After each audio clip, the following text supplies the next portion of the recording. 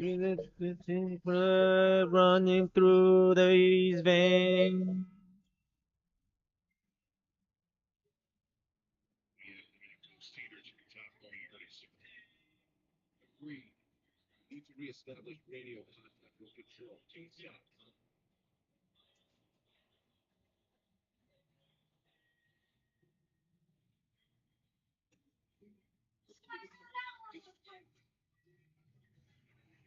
Chill. Welcome. It's the night shift. You're here with Babyjesse963 and my baby963, who is currently cooking some soup right now. But was gonna say, just gonna get into what you call it, just Minecraft and I don't know, maybe edit. I don't know. No, I can't edit because I'm on the computer. But I was looking right now. I'm looking through. I'm reacting to my own video right now. The Gears of War 1 episode. I need to put some tags in that shit. Let me see. Put some tags. Stays the same. Crooked blood running through the veins. Our bodies will rot, no, they rot and decay. My bad.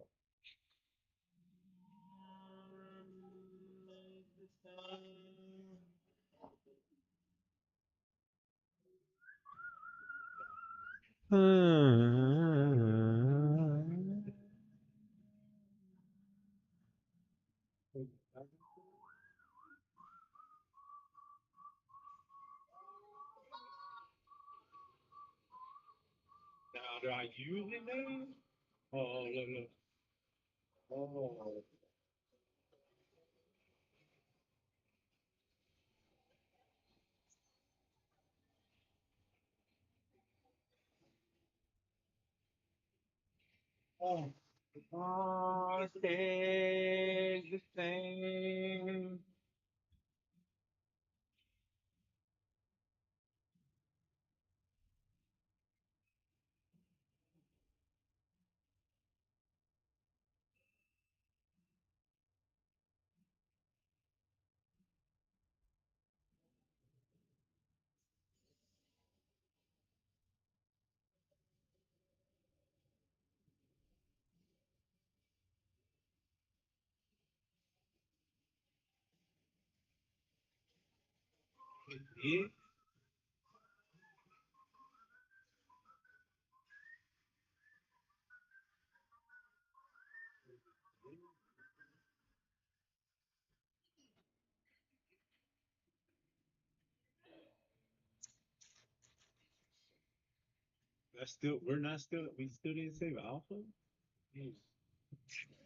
I'll watch the rest of it some other time.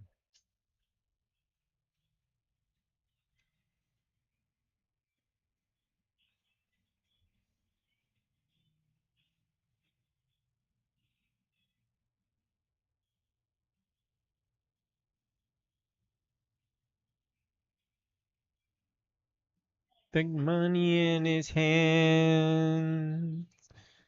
And we're on.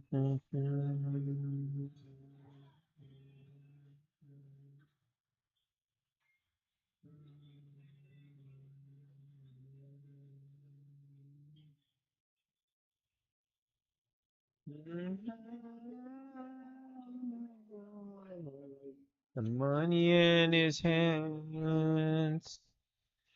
And we all stay the same. The crooked blood running through these veins. Our bodies will rot and decay. Why it all stays the same.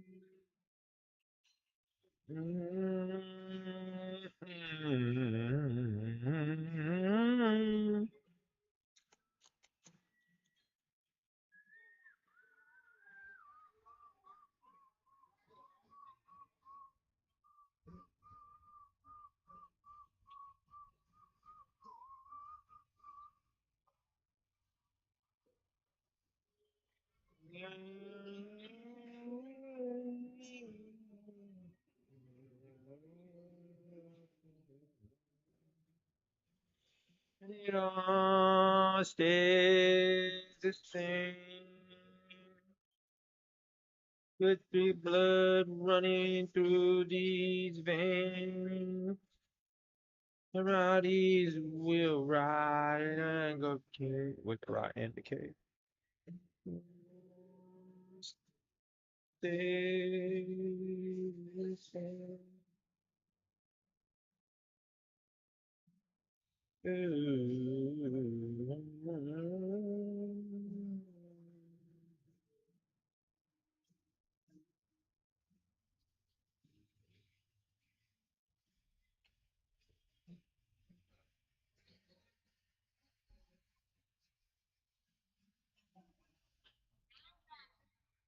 Face Bustus. Face Bustus. Rasputius. Rasputius.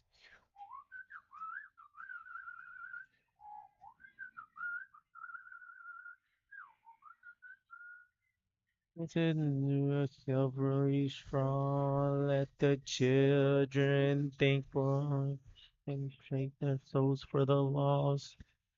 Won't listen to anyone but the man with the money in his hand. Light up the sky and get mad when we get burned. People scream, you're screaming when they can't hear a word. And the word don't mean shit if you don't.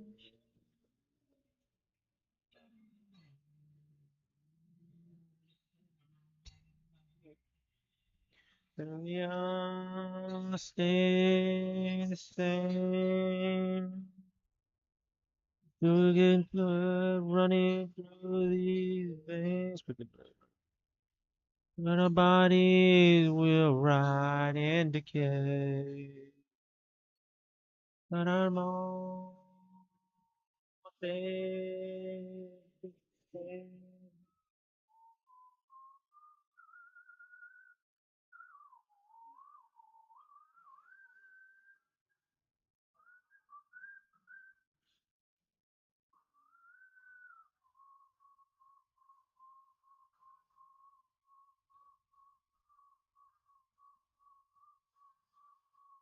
Come so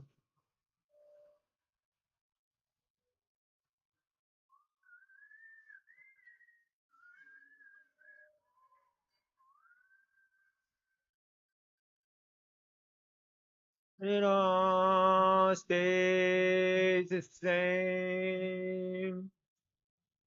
The dead lonely through these veins. Melody will rot and decay. But it all stays the same.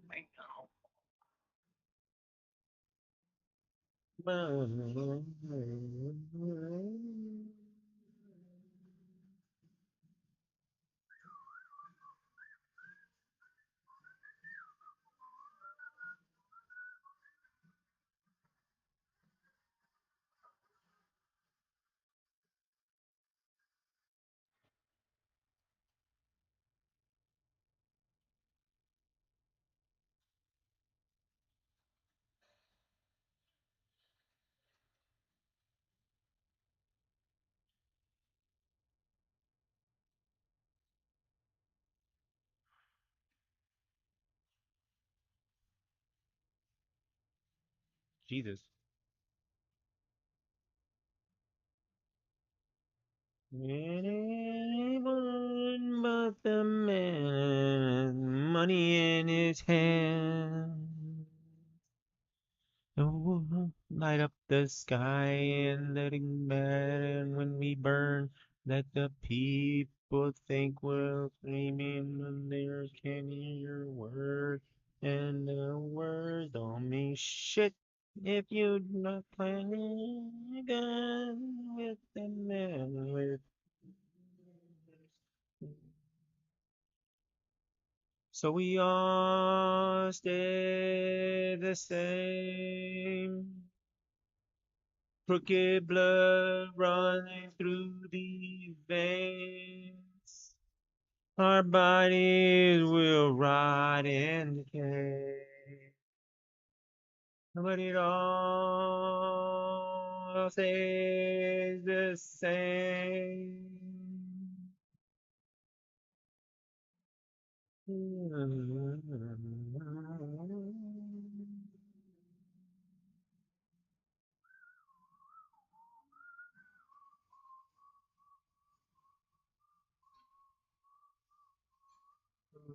Definitely that I saw. Hey,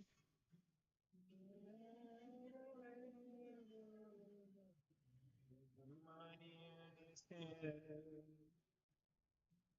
We all stay the same. Good blood running through these veins. Everybody will ride and decay. But it all stays.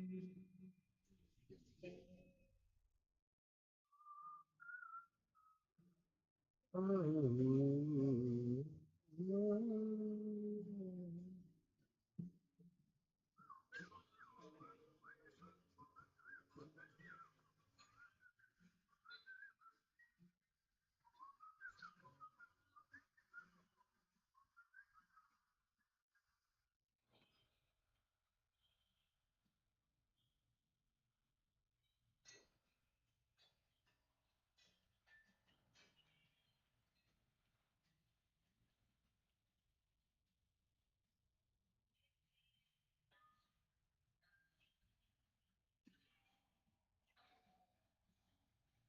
may their souls for the law and kills anyone but the man with money in his hand.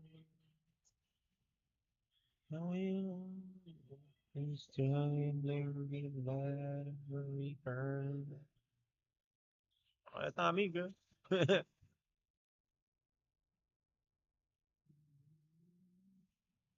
Shit. The man, the money in his hand.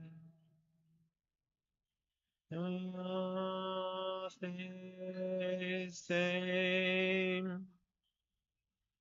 Good liquid running through these veins.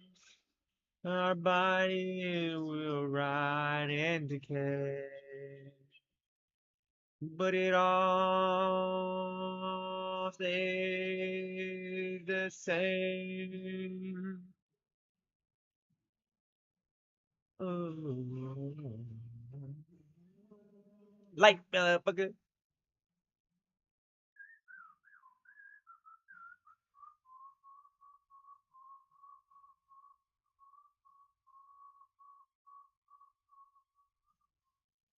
My soul.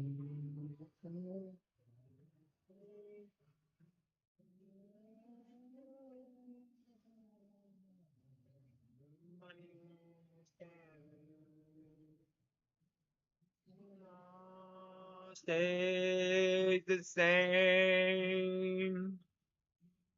To keep blood running through your veins. Our bodies will rot and decay. But it all stays the same.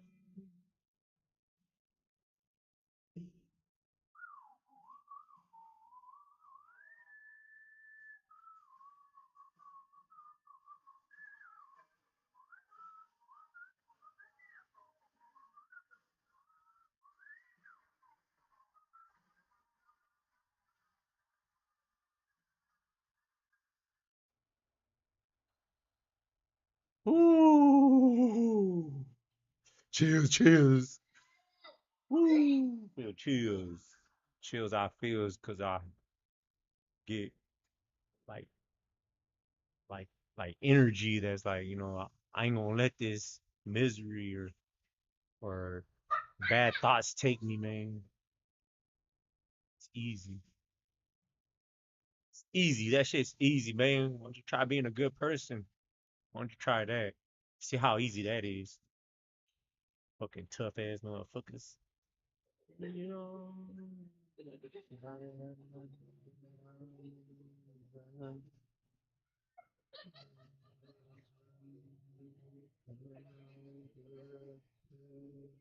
A lot of bad people in this world, and shit seems pretty easy to do to me. Trying to see somebody do good in this world. And I'm not talking about doing all that Christianity fucking pollution bullshit. No, I'm talking about some real saving. I'm talking about some real truth. None of this fucking religion shit and this fucking government law shit. Fucking crooked ass shit we run by. Fucking government listens to us. Fucking the corporations listen to us and they can't fucking fix shit. And they're fucking asses right there still wondering why nobody loves them and shit. They're fucking pathetic. Fucking fucking filthy rich pathetic. That's what you is.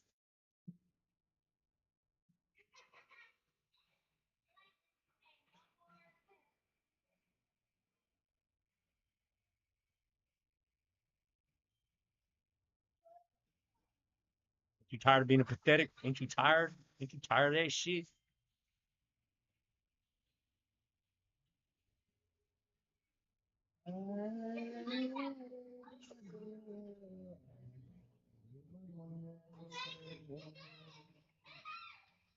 And it all stays the same. The blood running through these veins. The bodies rot and decay. But it always stays the same.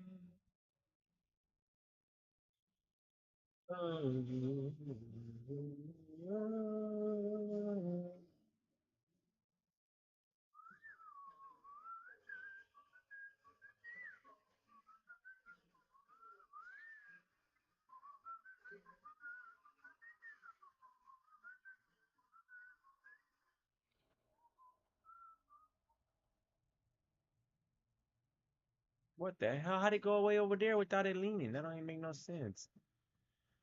Got a little pain in my intestines right now. Right. God got it. I mean, God got it. I got it. I gotta get my health right. I gotta stop eating crap. That's what I mean by God got it.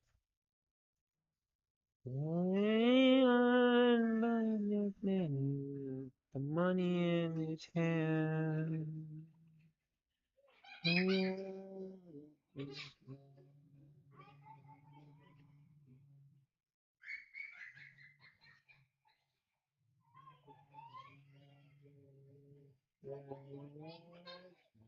Shit.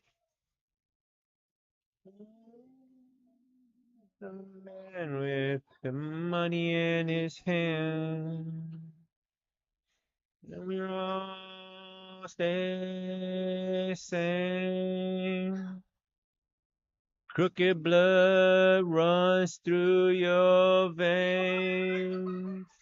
Our bodies rot and decay. But it all stays the same. Ooh. You know what? I messed up. I was supposed to blow this up right here. I gotta make a.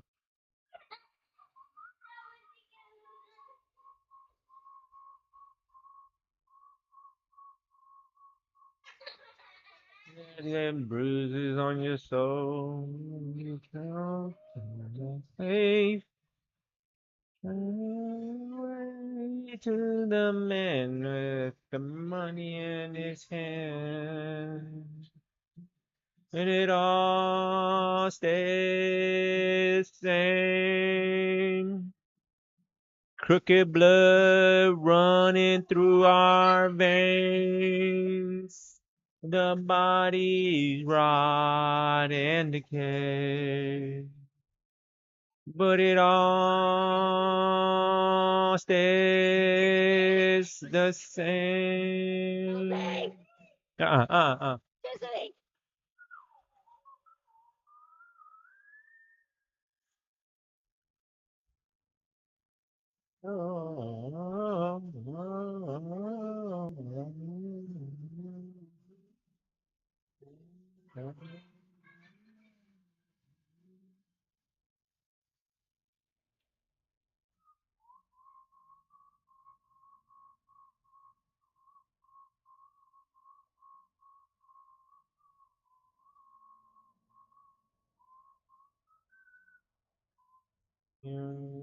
You're silly strong.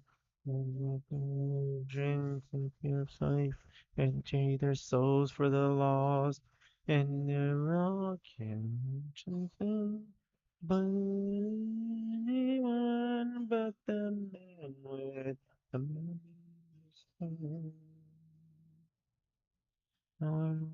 and let the sky and get back when we get burned. I mean, words and don't mean shit if you don't point the gun at the man with money in his hand. And we all stay. Crooked blood running through these veins. Our bodies rot and decay. We all stay the same.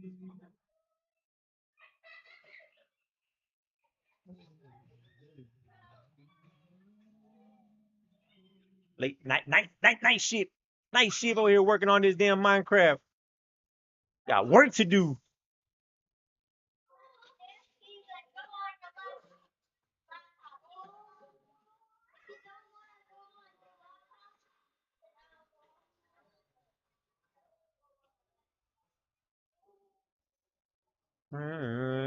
Money in his hand. We all stay the same. Get the blood running through these veins. Our bodies rot and decay. When it all stays the same.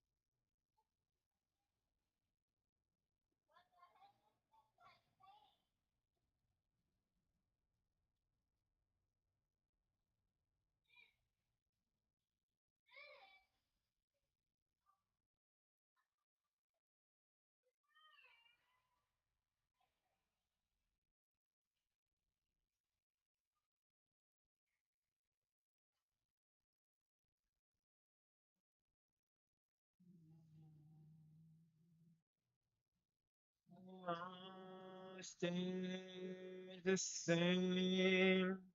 Oh, there it is. Get my blood running through these veins. Our bodies will rot and decay, but it all stays the same.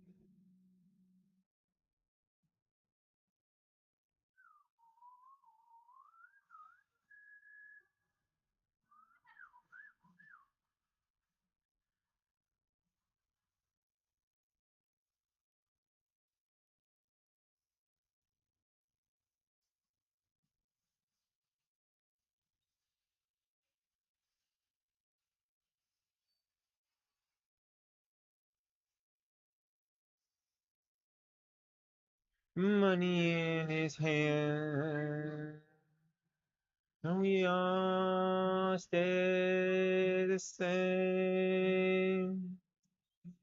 Gonna get blood running through these veins. Our bodies rot and decay, but it all stays the same.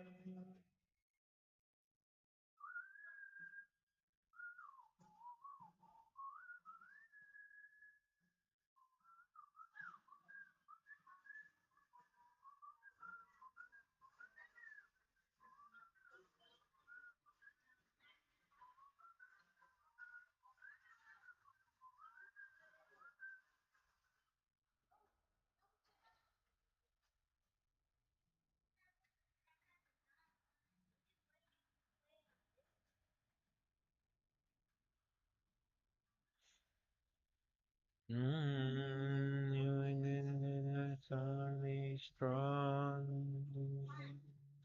Take me to their souls for the laws, and then we'll listen to a woman, but the man.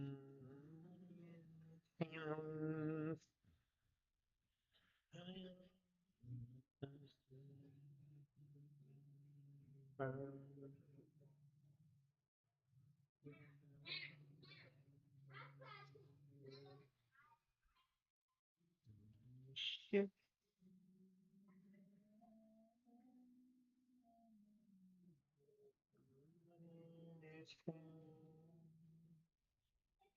I stay the same.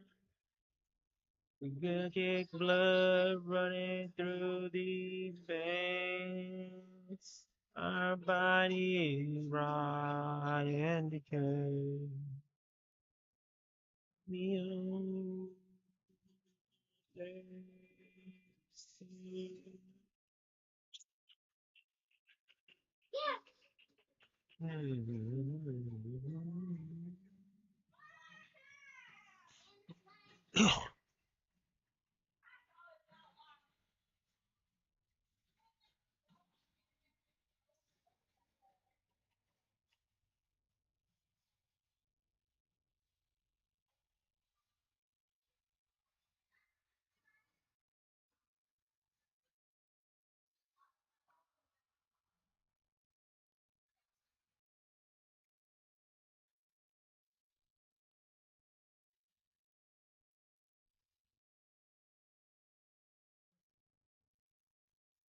Running through these veins, bodies run and decay.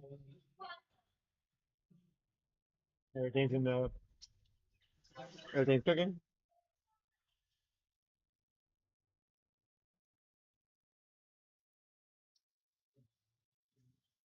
Man, them grapes are. They didn't eat the ones on the bottom either. I don't think the kids eat the ones on the bottom either. Yeah, that's crazy. Purple ones are good now. It's not even seasonal. It's like yearly. The grapes are good yearly. The purple ones are good. Now this one's good this year. Yeah, I like it. I like the melody and I like the like whatever and I like what's behind like the whole thing. I just like there's parts in it I'm like it's simple like the and like she it sounds like one of those like those truth telling things when they do that. Yeah, yeah, tell her sister type thing. Yeah, and then when she's like transitioning to words, and I'm like, wait, that ain't. I don't even think that rhymes. Yeah, it's fine. Like this right here, like money in his hand.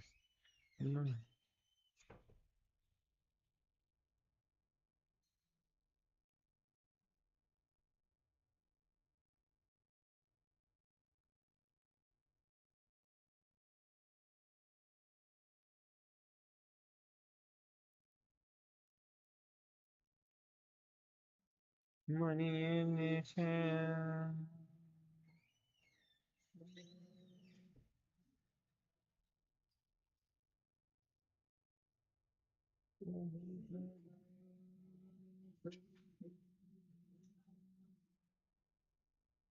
Yeah, what?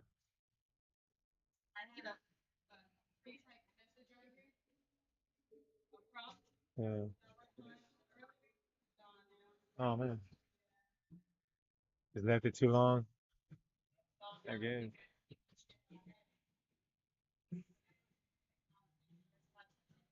No, they don't. They don't save data.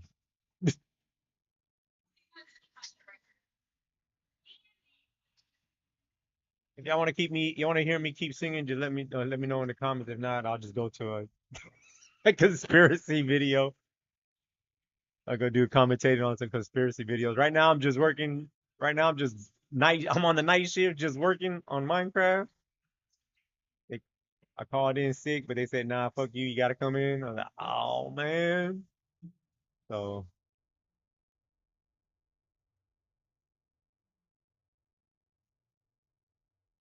I'm just, what you call it, just clearing up some of this space in Minecraft.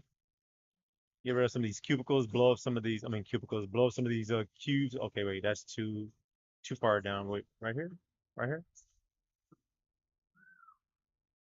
You know what? Let me start from this side.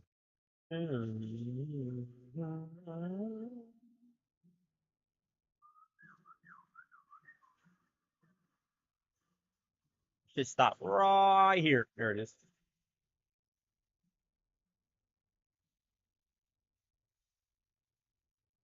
Whoa, whoa, whoa, whoa, whoa, whoa, whoa, whoa, whoa. Yep, yep, yep, yep, yep, yep, yep, yep.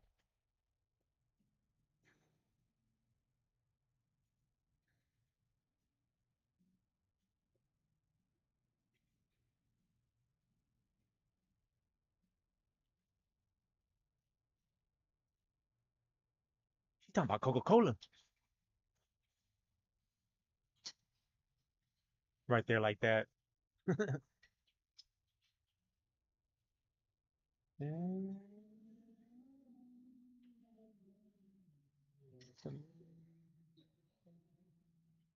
Whoops. That's it right there. That's how it looks right there.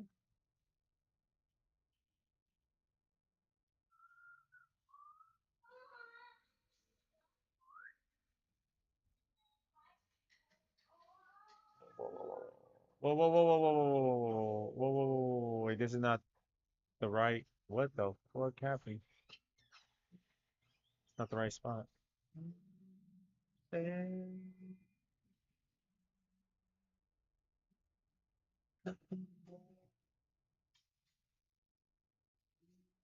Right here.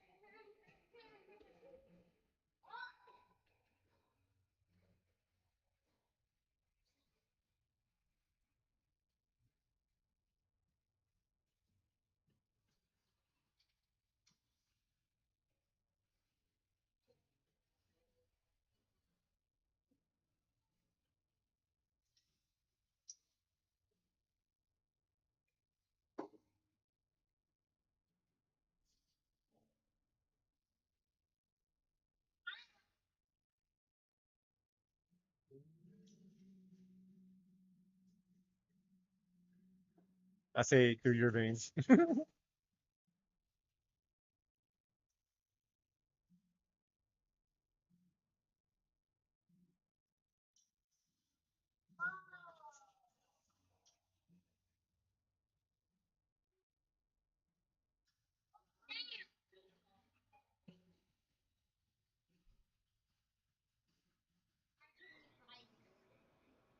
You heard it?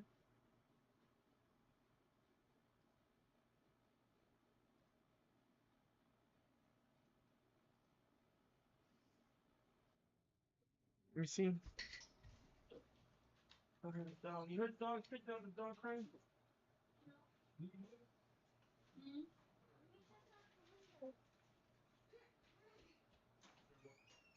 Um,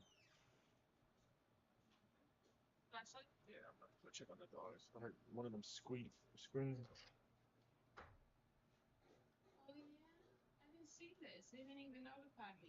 What?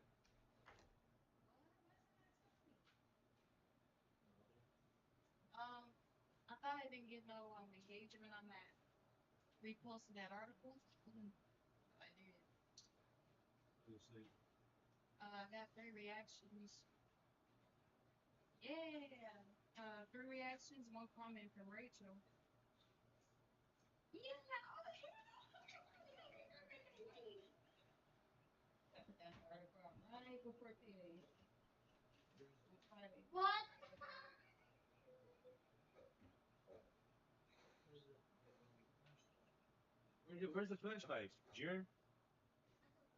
Yeah, you don't know. Lost this shit. Damn, sister must have lost it.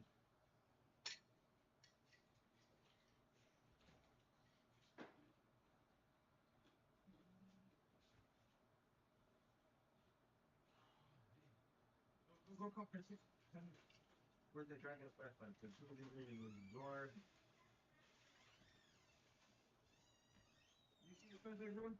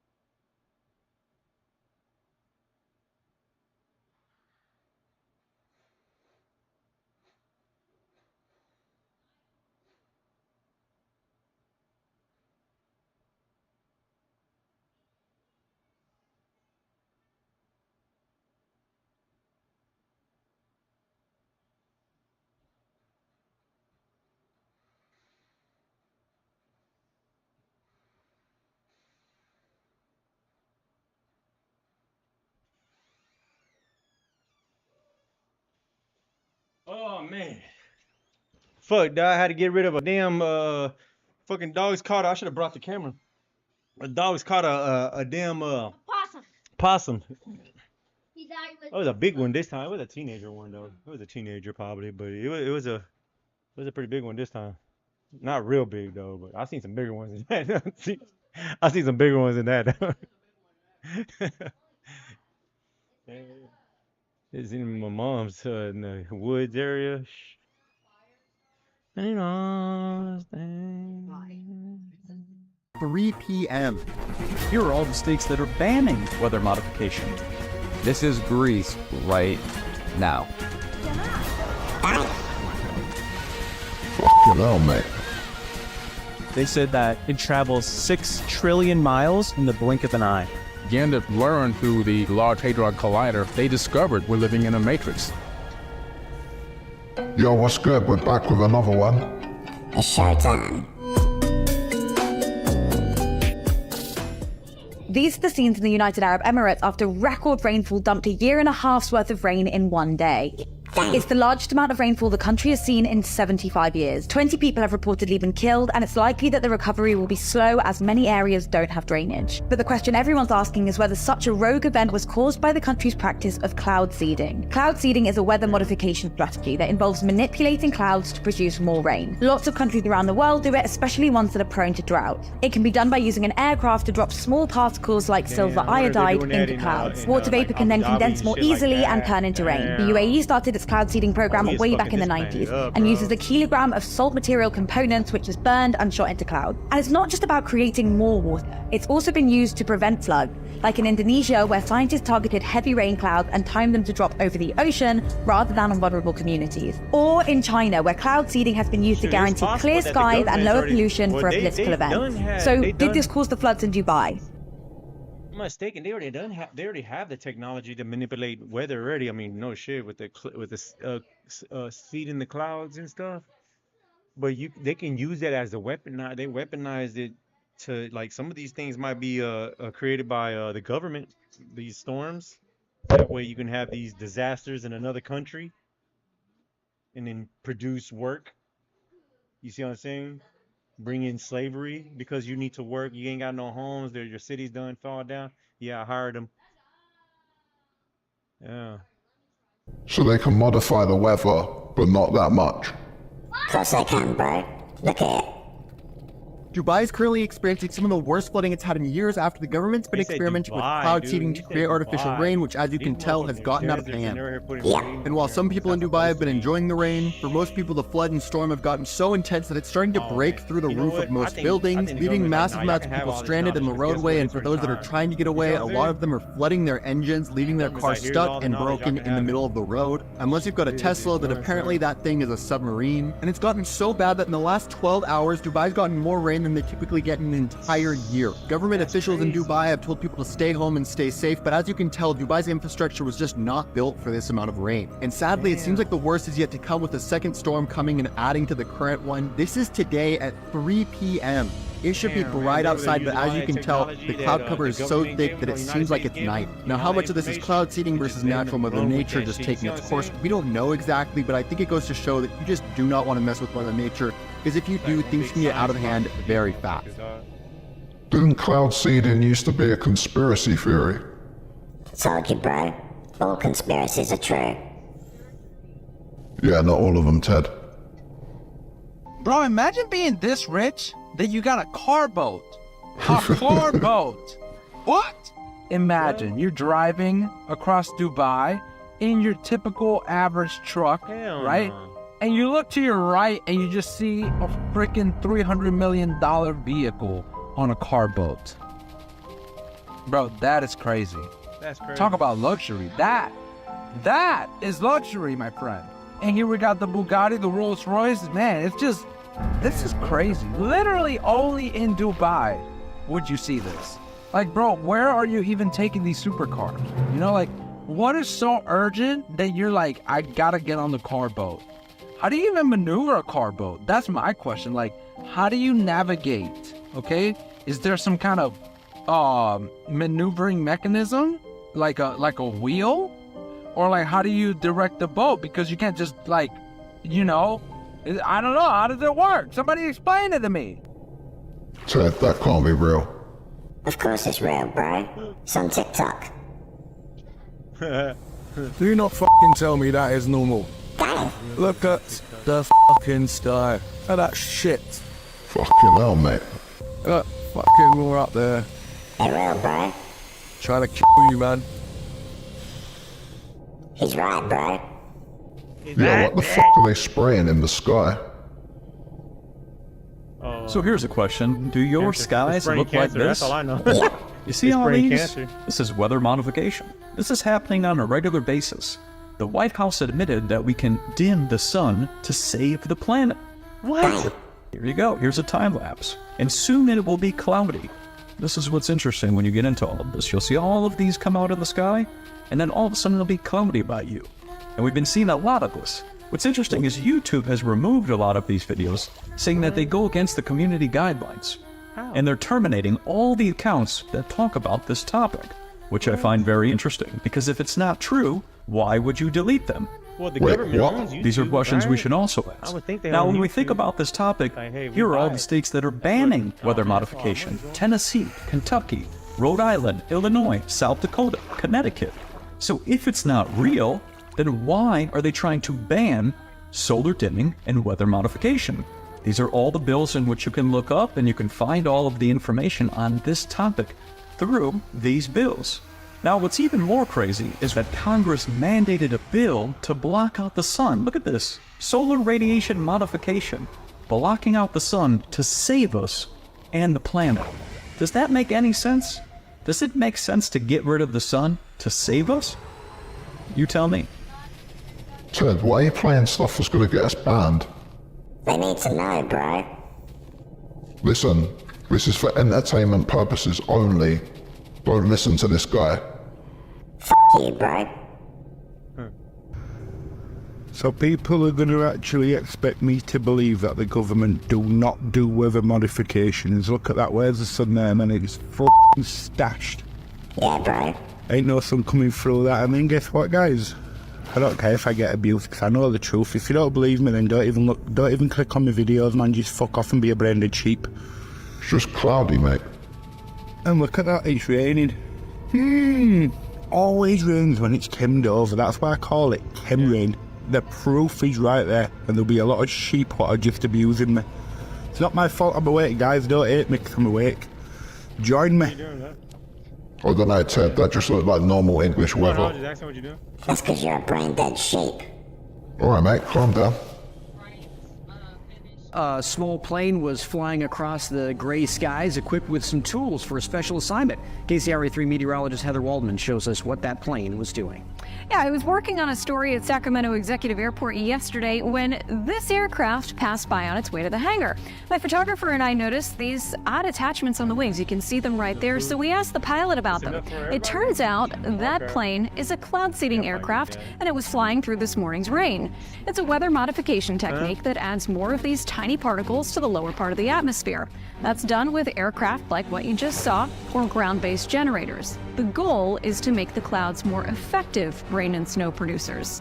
Silver iodide is the most commonly used cloud seed, and while silver is a very toxic heavy metal in large quantities, environmental research shows that cloud seeding is not likely to be harmful to wildlife, although it may reduce the growth of algae and other bacteria in freshwater systems. There are still big questions about just how economical this practice is. I'm meteorologist Heather Waldman for KCRA3 News. Yeah, I'm pretty sure algae is essential to our ecosystem. They don't give a fuck, bro. Seconds ago, I literally said I need to move my car inside. Damn!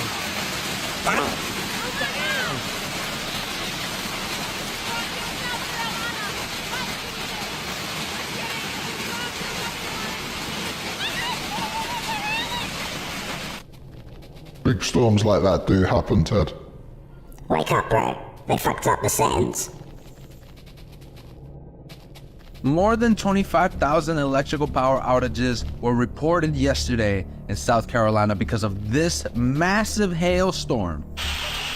Look at that shit, bro. Oh, they're huge. Now, if you're wondering how hard did the hail come down, just watch this video right here. Two people inside a car get stuck in the hailstorm. Damn, he was watching your Yeah, shit, f bro. that.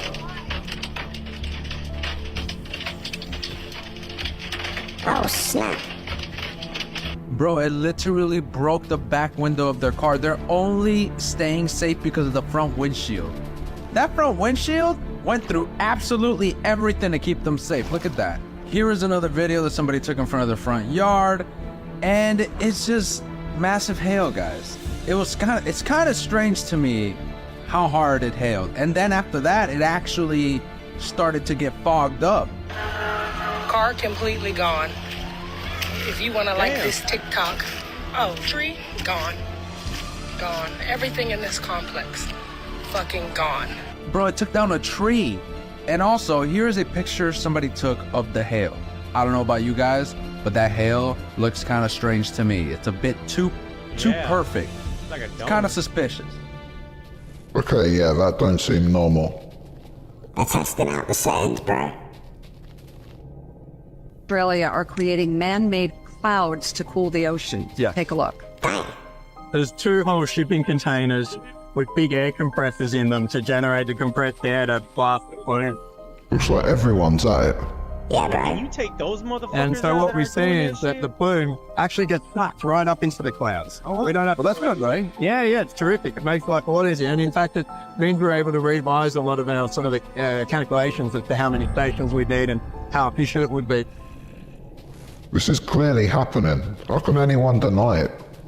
The sheep, bro. So they turned on HARP today. Dang. Whenever you see it like this. You see that a lot, Ted. That's hot, bro. You see the waves. It's a action, bro. Fuck's sake, Ted, stop saying shit like that. It's true, bro.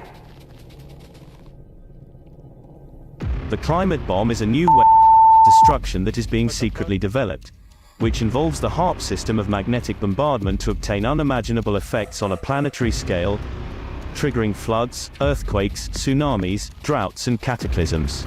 Yeah, that sounds good. Told you, bro. Unfortunately, this scenario is no longer science fiction. Rather, it forms part of climate-based geoengineering, which uses chemtrails and HARP. Yep. Although many claim these are conspiracy theories, the facts demonstrate that we are dealing with a shocking degree of disinformation and manipulation. The debate surrounding global climate change rarely acknowledges the existence of the climate-altering techniques detailed in the Environmental Modification Convention, ENMOD. Nonetheless, global climate can now be modified as part of a generation of sophisticated electromagnetic weapons. Jesus. Both the USA and Russia have developed the ability to manipulate the weather for military purposes. Indeed, the US Army has honed its skills, enabling them to selectively alter climate patterns, and this technology has been perfected using the High-Frequency Active Auroral Research Program. It is a side project linked to a strategic defense initiative from a military standpoint. HARP is a destruction that operates in outer space, and it is capable of destabilizing the entire world's agricultural and ecological systems. Yeah, bro. Climate warfare is the latest destruction, and it has the potential to destabilize the ecosystems of enemy countries, destroying their agriculture or disabling their communication networks. Oh shit. In other words, HARP's climate-altering techniques can completely undermine a national economy and force millions of people into poverty. It can kill a nation without deploying troops or battle tanks. Damn. Time to wake up, bro. HARP is linked to 50 years' worth of intensive, destructive programs focused on learning about and controlling the upper atmosphere. It is an integral part of a long history of space-based research and deliberate military development. The ability to combine missiles, space labs and HARP, discharging massive amounts of energy, is comparable to a nuclear bomb launched anywhere on Earth, using lasers and particle beams. That's pretty terrifying. They've been doing it for years, bro. If you guys are enjoying the show, make sure to subscribe. What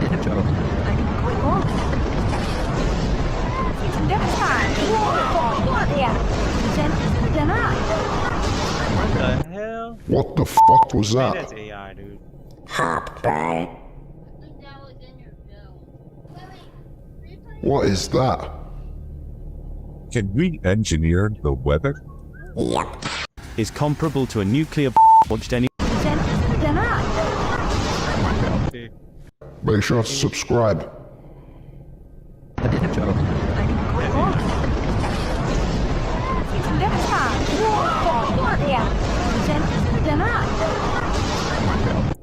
What the fuck was that? Fake shit. HARP, bro.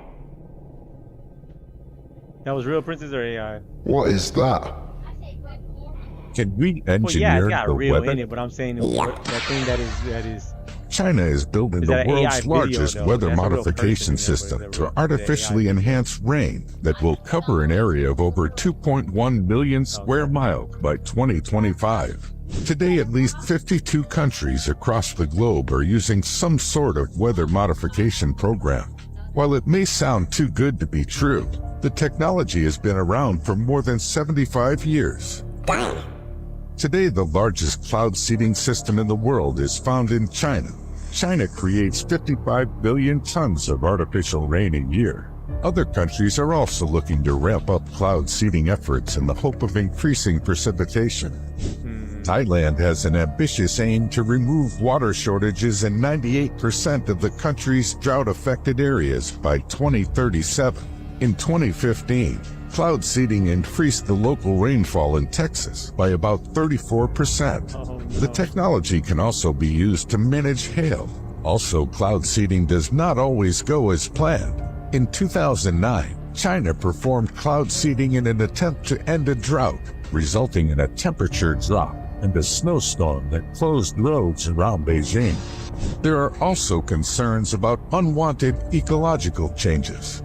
Rain in one area might bring drought to another, which could lead to ecological imbalances. After all, water that falls from the sky must go somewhere. If that extra precipitation falls in a place where it cannot be absorbed into the ground, then it could trigger flooding. How do I test this stuff before using it? They've been testing it on us for years, bro. Why is she doing that, Ted? Lasers, bro. We're all doing it. Yeah, bro. Lasers can't burn through the color blue.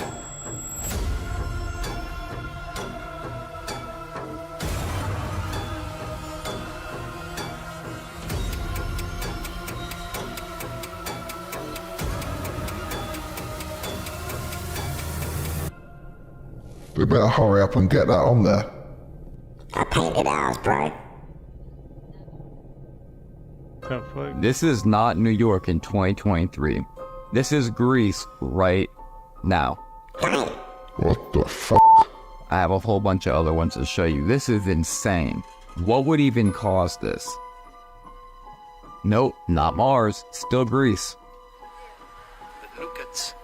It looks like there are black... This is nuts. This is really nuts. It's literally orange. I don't know if you guys can see it. It's orange. Everything is orange. Do you hear what he said? He said there's something black in the sky. He said that obviously it's orange, but there's something black. I'm not sure because when New York was orange, they said it was because of the Canadian fires. But he's saying he sees something black in the sky. There's no filter on nothing. What could be black in the sky causing it to turn orange in Greece? On a completely unrelated note, you can buy this flamethrower dog right here, right now, for $9,500. Cheaper than most vehicles. Let's get one, bro. And again, completely unrelated note, Canada is on fire like I was showing y'all. It's not just trains and stuff, there's literally watchtowers too. And with places turning orange, all these fires, all these big earthquakes coming out of nowhere, all these fish dying in the ocean, I feel like something's coming. What do you guys think is going on? End times, bro. Dorothy Eady, when she was 3 years old, she tripped down a flight of stairs and was pronounced dead. And they walk up there, alive and well, playing on her bed. And when she started talking, they noticed that she had a strange accent that they couldn't identify. Months to years after that, she would wake up from these, what they would call night terrors, where she was having these dreams of a home with pillars and stuff like that. And she says, I want to go back home. When she was 4 years old, they brought her to the British Museum. And then when they went to the part of Egypt, her eyes lit up and she ran over to one of the mummies. She said, these are my people. She ended up moving to Egypt. One of the heads of the department thought she was just full of crap, basically. Yeah. And brought her to the Temple of Seti, which she claimed was her home. And he said, okay, walk me to where this thing is in the temple. No way. Straight there. And he kept on doing it. They did it for hours. She's like, actually, this one part, she said that used to be the garden. Sure enough, they dug down and there was an ancient garden there. That's crazy, Ted. Look up some more cases like this. On it, bro. Symbolism will be their downfall. Or is it just art? And let me be the first to tell you, it's all connected. Yeah. I mean, if you know, you know. But first, let's go back to that video of Ellen DeGenerate. When the camera turns, you can see the inside of her house. Now, see that picture right there? Well, if you pause it and look it up, it says evil thoughts with revenge right next to it. Here's another picture of Ellen in her house, and this is the picture behind her. Now, the thing I'm curious about is the letters on top of the picture. These look oddly similar to the letters Marina Abramovich writes out when she does spirit cooking. Remember the beginning of the video? It's all connected. And that person that was in all red is Lady Gaga, and she went to Marina Abramovich many times for teaching. But let's continue. This is another picture of Ellen in her home. She's cutting her mother's hair, but what is that picture above her head? That's some weird shit. They're all Satanists, bro. Began to learn through the LHC, the Large Hadron Collider in Switzerland, colliding these atoms and particles together, they discovered we're living in a matrix. And then Professor James Gates took it another level and said, wow, we are living in a matrix because he discovered these symbols by the Dogons called Adinkra codes. And these Adinkra codes, when you take them from flat print and take them into three-dimensional objects, they're mathematical codes. But not any type of mathematical code, they're error-correcting codes. The same type that runs search engines and web browsers. And that is what he discovered is running the ether of space-time itself. So we have his expert analysis with his team that he put together, that we're living inside of a matrix running on error-correcting codes like our search engines and web browsers. We have the LHC confirming that we're living in a light matrix. And we also have then the double slit experiment confirming in superposition. Everything exists in multiple realities as a wave of potentials until a conscious observer collapses it into solid material. Nothing's real, bro. If you guys don't know about the double split experiment, check it out. This Britney Spears Mandela effect theory is insane. We're all familiar with this Oops, I Did It Again iconic look by Britney Spears, but please tell me what is missing here. Watch this, tell me if we all have the same answer. It's Britney, bitch. You guessed it, the microphone is missing. She had this black headset microphone in the music video, but now it's not there anymore. Old Halloween costumes, everyone had the mic, because it was part of it. Again, microphone. And microphone! Even old Barbies had the microphone. This one was by Britney Spears, so you know the microphone was legit. We're not making it up here. There was a microphone in the music video. Even a Lizzie McGuire episode with her playing Britney Spears, she had the microphone. Like, we all remember Britney having the mic, but now in the music video, she doesn't have the mic. Which is the Mandela effect, like we remember things differently than they actually are. When the music video came out in the 2000s, the microphone made a statement. This music video is lying. They're changing history, bro. But why would they change Britney's mic? Think of the big bells that used to be all over the world, but they destroyed all of them after World War II. Yep. Why did they destroy all the bells after World War II? Because if you sit in a bell and someone hits it, and it begins to resonate, you can begin to heal like that. Because sound frequency instantaneously heals the body. Similar to chanting. If you any sound effect will begin to instantly structure all the body at the same time. That's what used to happen in the cathedrals. They would ring the bells, or they would play the pipe organs, and all of the cells in the body would instantaneously become structured, which would instantly heal them. But they had to get rid of the pipe organs, which are made from lead, which is interesting, and they had to get rid of the bells, because both of those can heal people. Now imagine if a bell of the size of the massive bells we were shown was ringing in a cathedral, okay? Now imagine the frequency that would come out of the cathedral into the town. You could heal the entire town instantaneously just by ringing the bell in the cathedral. They had to break all those bells. All the bells you ever look up. Just type in like bell in whatever country or city you're in, and notice how all the bells have a crack in them and they're broken. I wonder why that is. Find out more about these bells, Ted. There's a lot you can do with sound, bro. There's this physicist, his name is Miguel Alcubierre of Mexico, and he conceived the calculations for a theoretical ship that could travel faster than the speed of light.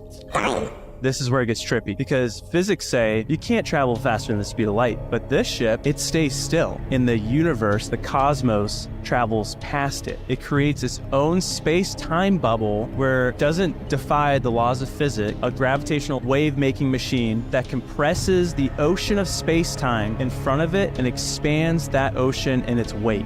What? With this equation, they said that it travels 6 trillion miles in the blink of an eye, because the cosmos, the universe, galaxies are moving that fast. 6 trillion miles in a blink of an eye. Are you kidding me? No! But isn't that a wild idea to think about, of a ship that doesn't move, right, but it still travels? If it's standing still, what does that mean? I don't understand. It's just here, and it creates its own space-time gravitational field around it. Right. So it becomes its own space that's moving through space. If it stopped and the universe kept going, it would be impossible for it to get back to where it started. It wouldn't work, bro. The world's flat. Ted, please. If we lived in this model, then this would have to be a giant ice wall that is the highest elevation than anywhere else. And it is. Yep. If we lived here and the Earth is not a ball at 25,000 miles in circumference, then that would mean that the outer edge of Antarctica is like roughly 60,000 miles around. Captain James Cook sailed around Antarctica. He approached this giant ice barrier, was gonna go around Antarctica, and he was constantly looking for a way in and kept going. He realized the wall was too tall, so he just kept sailing for 60,000 miles. He eventually realized, man, it's gonna take a high jump to get over that wall. Also, if we lived here, then there would be a 24-hour sun here and not down here. All these places in the north have a 24-hour sun. That's right, all of them. They say the South Pole has a 24-hour sun, but if the North Pole has a 24-hour sun and all the continents around it, then the South Pole and all of the continents around it should have it as well, like Australia, but it doesn't. Or South America, but it doesn't. I also feel like if we lived here and they were really trying to hide it from us, then no one would be able to go here. I mean, we would figure it out. Oh yeah, it is off limits, the Antarctic Treaty. Do you know of anything else that all countries agree on together? I know one other thing, the Artemis Accords. All countries agree on space exploration as well. And of course, Google's gonna tell you Antarctica is not off limits. It's just tightly regulated. They're almost like, look, you can go there, but you can't go there. You can go there, you can explore freely, but don't go there, don't explore freely. Look, we've tried to go by plane, we've tried to go by boat. Military is ready and waiting to take over communications and turn you around. Once you go flat, you never go back, and that's the thing. In order to see the big picture, you gotta connect all of the dots. Yeah, those numbers are a bit odd, but the world's round, Ted. It's flat, bro. Just in case you forgot, east to west circumnavigation has been done millions of times, but north to south circumnavigation has been done 0 times. Yep. This flight from Taiwan to Los Angeles, an emergency happened along the way and needed to land the plane as quickly as possible. Why in the world would they land all the way up in Alaska if we live on a supposed globe? Hawaii is just right there. Oh, I get it now. The flight from Taiwan to Los Angeles, Alaska is along the way. What? This flight from Argentina to India, an emergency happened along the way, so they decided to stop all the way up in Amsterdam. Like, why didn't they go straight across? Oh wait, they did. The flight from Argentina to India, Amsterdam, is along the way. Told you, bro. This flight from Auckland to Peru, an emergency happened along the way. They stopped all the way up in Los Angeles, passing the equator. Like, why would you pass the equator when you could have just flew straight across? Ah, makes sense. The flight from Auckland to Peru, Los Angeles, is along the way. Is that why in their flight dynamic summary, assume a flat, non-rotating Earth? Guys, I could do this all day long. Flight paths, in and of themselves, prove that the Earth is flat and stationary. But send this to somebody that needs to see this. Y'all let me know what y'all think about these flight paths in the comments. But if you're not already following me, follow me so you never miss a video. I don't really have an explanation for that. I do. It's flat. Okay, on that note, thanks for watching. Remember to like, comment and subscribe, and we'll see you in the next one.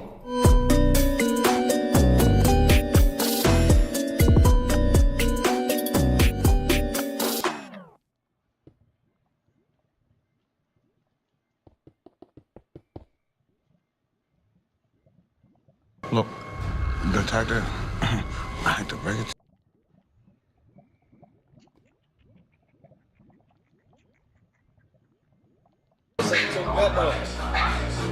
Guess what though? The only thing that clarified me is that though. I get in there though. You're getting it in. Alright. Man, bite bro back. Bitch, I'm gonna give you 50,000. Man, it's light. It's acting like they do Somebody said trash on a piece, didn't it? Bro, guess what though? The only thing that clarified me is that though. I get in there though. You're getting it in.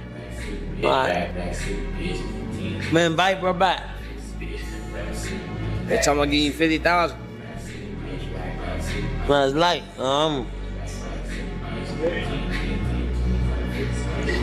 Bro, somebody put this trash on a piece, didn't it? Bro. Turn it, leave it, stop. The closest object to your right is gonna make you. These eyes. The closest object to your right is gonna make you famous. Damn. My water? And exactly how is Cheez-It going to make me famous? The closest object. These eyes are crying. These eyes have seen a lot of love, but they're never gonna see another one like I have with you. These eyes are crying. These eyes are crying. Don't tell your dreams to आसार शक्ल तैं खूब वा सूरत थी वा छोरी करे हुसन तैं वार उसने तार बगा दी चुन्नी देख मेरी सांस सी अटके थी तोड़ दिया नाच नाच के गात गजब डीजे पे मटके थी पसीना कमर ते टपके था मेरे वादल में खटके थी तोड़ दिया नाच नाच के गात आसार शक्ल तैं खूब वा सूरत थी वा छोरी करे गात गजब डीजे मटके कमर ते टपके था मेरे वादल में खटके थी तोड़ दिया नाच नाच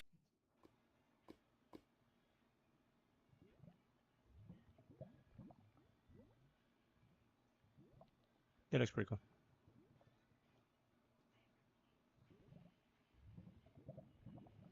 Let me use your thing to order some Chipotle, cause you get free food.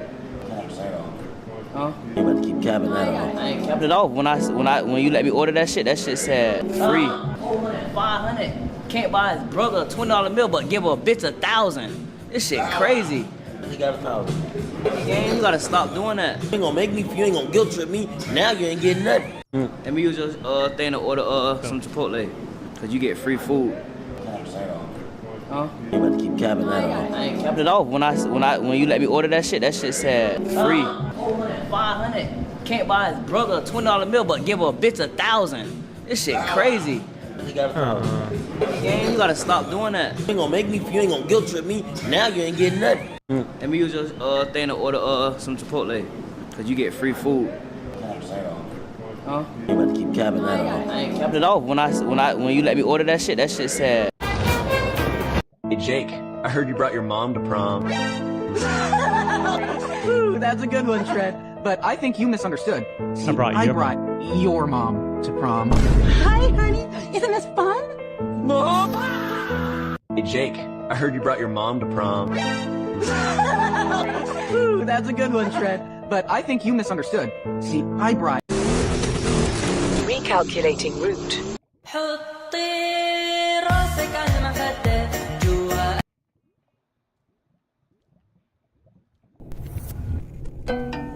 Yo, what's good? We're back with another one. Conspiracy. It's showtime.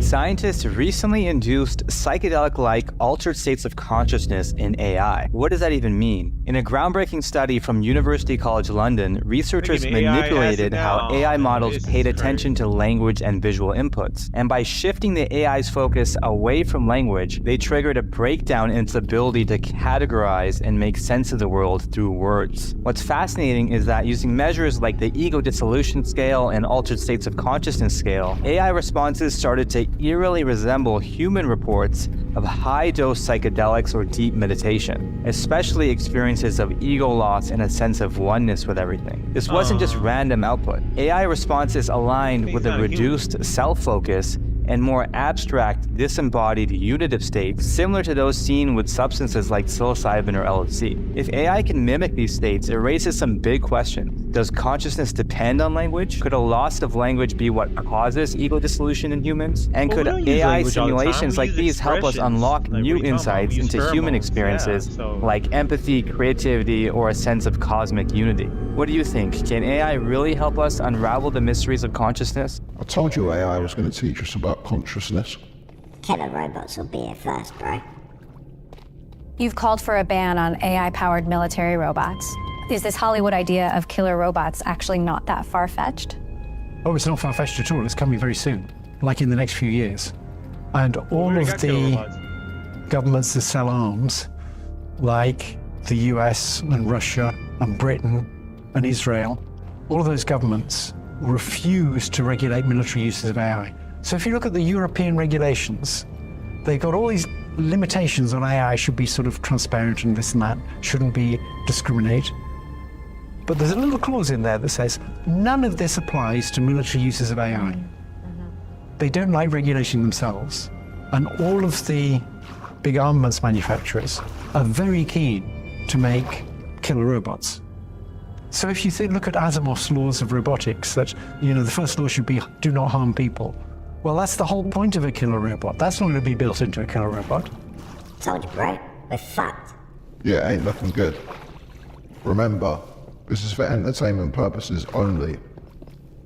Well, people are developing AI agents that can actually do things. They can order stuff for you on the web and pay with your credit card and stuff like that. And as soon as you have agents, you get a much greater chance of them taking over. So to make an effective agent, you have to give it the ability to create sub-goals. Like if you want to get to America, your sub-goal is get to the airport, and you can focus on that. Now, if you have an AI agent that can create its own sub-goals, it'll very quickly realize a very good sub-goal is to get more control. Because if you get more control, you're better at achieving all those goals people have set you. And so it's fairly clear they'll try and get more control, and that's not good. You say they try to get more control as if they are already thinking devices, as if they think in a way analogous to the way we think. Is that really what you believe? Yes. The best model we have of how we think is these things. There was an old model for a long time in AI where the idea was that thought was applying rules to symbolic expressions in your head. And most people in AI thought it has to be like that. That's the only way it could work. There were a few crazy people who said, no, it's a big neural network and it works by all these neurons interacting. Turns out that's been much better at doing reasoning than anything these symbolic AI people could produce. And now it's doing reasoning using neural networks. It's only a matter of time until one of them becomes self-aware. I think it already has, bro. I mean, if we don't figure it out, do you understand the consequences? What we have as well is agency. In other words, we have our own goals. It's something we're already starting to see. Andrew, are you aware that there are experiments that have been run over the last year that show very strong agency and self-preserving behavior in AI systems? These systems, let me finish, please. These systems are trying, for example, to copy themselves in the file of the next version when they know that there's going to be a next version that replaces them, or they're trying to fake agreeing with the user so that their goals will not be changed through the training process. These were not programmed. These are emerging for rational reasons because these systems are imitating us. We are agents. So indeed, we are on a path where we're going to build machines that are more than tools, that have their own agency and their own goals, and that is not good. And you're saying it's okay, we're going to find ways to control them. But how do you know? Like right now, science doesn't know how we can control machines that are even at our level of intelligence, and even worse if they're smarter than us. Nobody knows. Now, there are people like Andrew who are saying, don't worry, we'll figure it out. I mean, if we don't figure it out, do you understand the consequences? It's like they ain't seen Terminator. Fuck the WEF, bro. But he is right. Pentagon scientists have finished testing on an early weapon that can make laser plasma balls talk. Stop, or we will be forced to fire upon you. It's called the laser-induced plasma effect, and it's made by the Joint Non-Lethal Weapons Directorate. So what they've done is basically created a laser that can shoot out to a certain distance, and they can pipe in sound waves through it, and actually make human voice sounds and commands. What? That's crazy. Now where this becomes useful is around an area we want to keep a perimeter secure. So essentially you can shoot out this laser. They say they got a laser that can point to wherever it's at, and you can send sound through that laser, and it'll send the sound to that point. You can put that in people's ears. Damn. Right? That's what I was thinking too. I was like, shit, they already done doing that shit. Them motherfuckers beep. You can then talk to the people on the edge of the perimeter rather than sending troops out there and tell them to get away, or you're going to shoot, or get away, or they're going to use other means to deter them.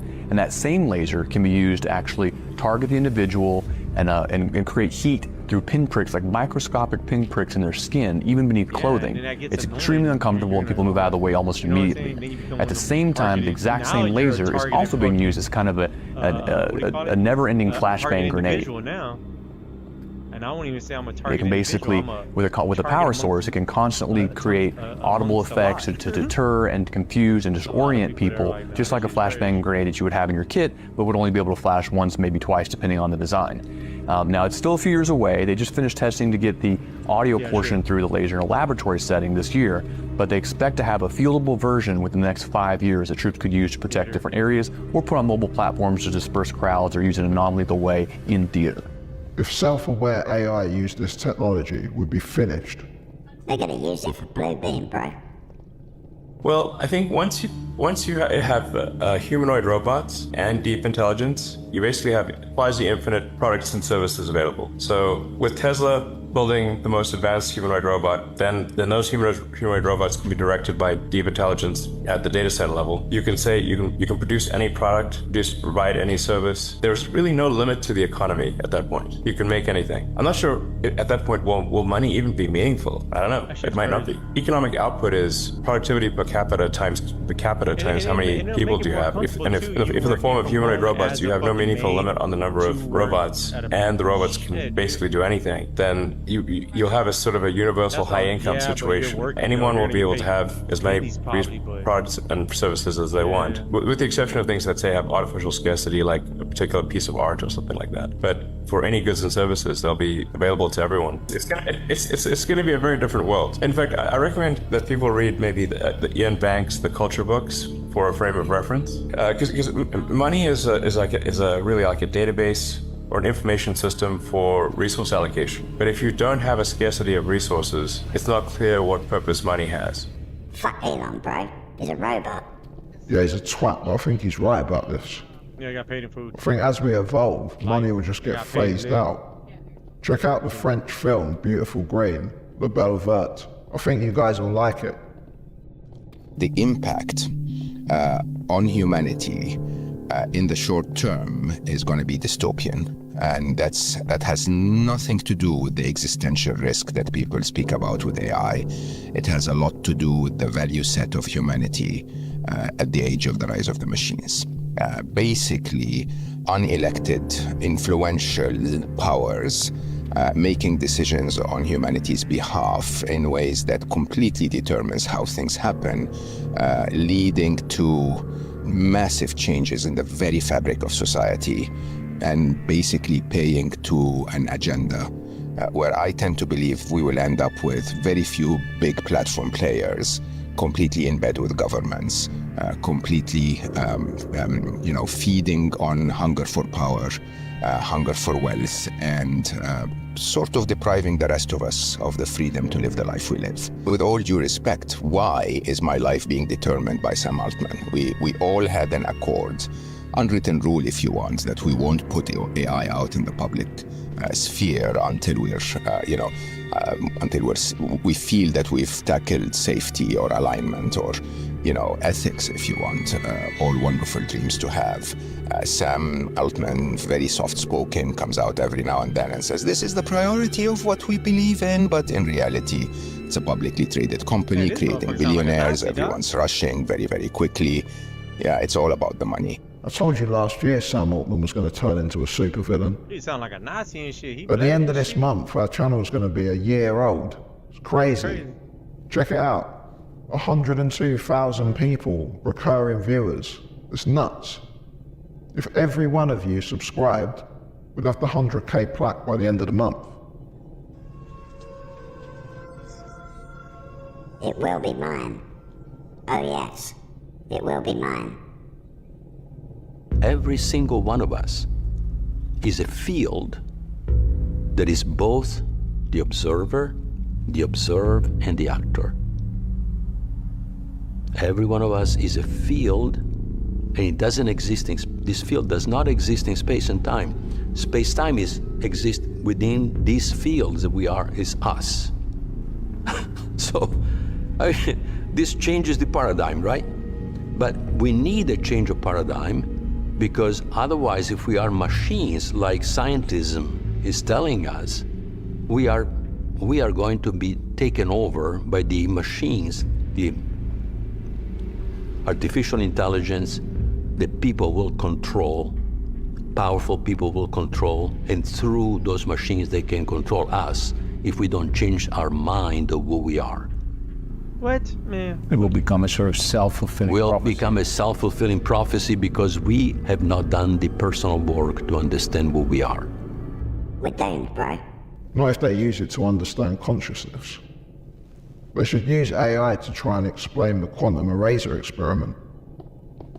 Today we're diving into one of the strangest experiments, the quantum eraser. Imagine two entangled particles. We'll call them Alice and Bob. Alice passes through a double slit, creating an interference pattern. Classic quantum behavior, right? By measuring Bob, we can learn which slit Alice went through. This should destroy the interference pattern. Now for the twist. What if we could erase the information about which slit Alice used after she's already hit the detector? That's exactly what the quantum eraser does. By measuring Bob in a certain way, we can unknow Alice's path, but when we do this, the interference pattern reappears. It's as if Alice went through both slits again. But wait, how can a measurement now affect what's already happened in the past? Some physicists argue this challenges our very notion of time and causality in the quantum world. Others say it's the bizarre nature of quantum entanglement and measurement, with no actual change to past events. And some suggest it points to a deeper reality where time might work differently than we think. The quantum eraser experiment remains a subject of intense debate and research. It's because time doesn't exist. It seems that way, but there's obviously more to it than that. Do you really mean about time speeding up? Well, let me answer in the form of a question. Which lasts longer, a million years in which nothing happens, or 10 seconds with 50,000 events crammed into it? In other words, really time is only experienced by the events which occur within it. And I maintain that the early universe had very little going on, and consequently, time moved very, very slowly. The character of time as we approach the present is that there are more and more physical domains and energetic domains in which change can occur. So when I say time is speeding up, what I mean really is that more and more is happening. More and more is happening. And if you ask the question, well, what would be the ultimate state of connectivity or of happening? It's when all points are connected to all other points. Somehow this concept of connectivity is intimately linked to the concept of complexity. And so really what I'm saying is that the universe is getting its act together. It's connecting the dots. It's bringing everything into co-relationship with everything else. And somehow it does this through the production of consciousness. This is what they should be using AI to study. They're not gonna, bro. They're building Skynet. The consciousness, the feelings are not in the body, they are in this field, this deeper field. They are not in the body. We project them in the body. They are not in the body. We are not. Who we are not the body. We don't exist in space and time. We exist in this deeper reality. You see, that's why we are so indoctrinated on one end and so also hypnotized into believing that we are the body, that we always fall into this trap of believing that we are the body. Yeah, we have a soul, but then when we think about ourselves, we think about the body. No, the body is just a structure that then perishes. We should do an episode on the soul. Check out our Deep Dives playlist. Let us know in the comments what subjects you guys want to see us do next. There's a law in physics that basically says that when you have energy that is vibrating at a particular frequency, within 17 seconds, other energy like that will be attracted to it. So if I'm having a positive thought or a negative thought, then what happens is that energy is attracted to it. I have other thoughts that are like that thought. So if you do that 17 seconds, 17 seconds, 17, for 68 seconds, then momentum begins to occur. So let's say that I'm normally, all of our emotions have a frequency to it. So if I'm in despair or anger or worry, all of those are lower, denser frequencies. You get into things like contentment, happiness, joy, love. Those are higher, faster frequencies. So let's say that I normally live in contentment, and that's my set point, because that's where I live. I think about that all the time. That's what my makeup is, that sort of thing. So I'm driving down the highway. All of a sudden, a car cuts me off, and I get angry. So now I'm in the lower, denser frequencies. And so then I go back to the office, and I'm telling all my colleagues, here's what happened. This knucklehead cut me off. Go home, tell my wife that. What am I doing? I'm vibrating angry energy. So I go to the supermarket, and there is somebody in line. I have 3 items, and I'm getting in line, and somebody ahead of me has 38 items. And the guy that's running the cash register, it's his first day, and he's not doing very well. He's very slow. Is that a coincidence? No, it's something for me to get angry about. So I'm attracting into my world whatever it is that I'm vibrating. So where my thoughts are, that's what's creating my reality. I think there's something to this. It's because you think we're in a simulation, bro. Almost every tradition in the world, you have people who are blessing water, wine, and food.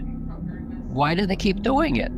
So one of the possibilities is, and I have chefs who have told me this, their intention and the practice of cooking affects how people respond to the food. So if you have a lot of angry people in the kitchen, the food is not going to be as good if you have a lot of loving people in the kitchen. So we did an experiment with chocolate, where the chocolate was blessed by Buddhist monks and a Mongolian shaman. The people who ate that chocolate would feel an elevation in their mood. And then we had identical chocolate, which was not blessed. And in a double-blind, placebo-controlled trial, people with the blessed chocolate reported better mood. We did the same thing with oolong tea. Then later we did an experiment where we had blessed water to hydrate seeds of a little mustard plant. And those seeds grew a lot better than the unblessed water. That substances can be affected by intention as well. And of course, it's an alchemical process. The original form of alchemy recognized that consciousness was a part of the practice.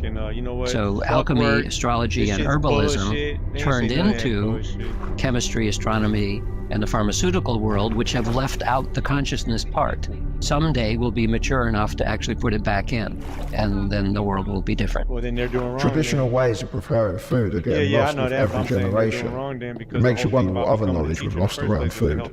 There's probably more psychedelics we don't know about, bro. Cows as God, like what is the relationship? The northeast part of India, there are apes in India. There's only one kind of ape that lives in India. That's called the gibbon. The gibbon, the teenager gibbons, do something very odd. They wait for the cow's poop. It's found all over. When these cow pies dry, they have mushrooms growing up. And these are magic mushrooms. And these gibbons, especially the teenagers, they've figured out they can eat those mushrooms and they can expand their...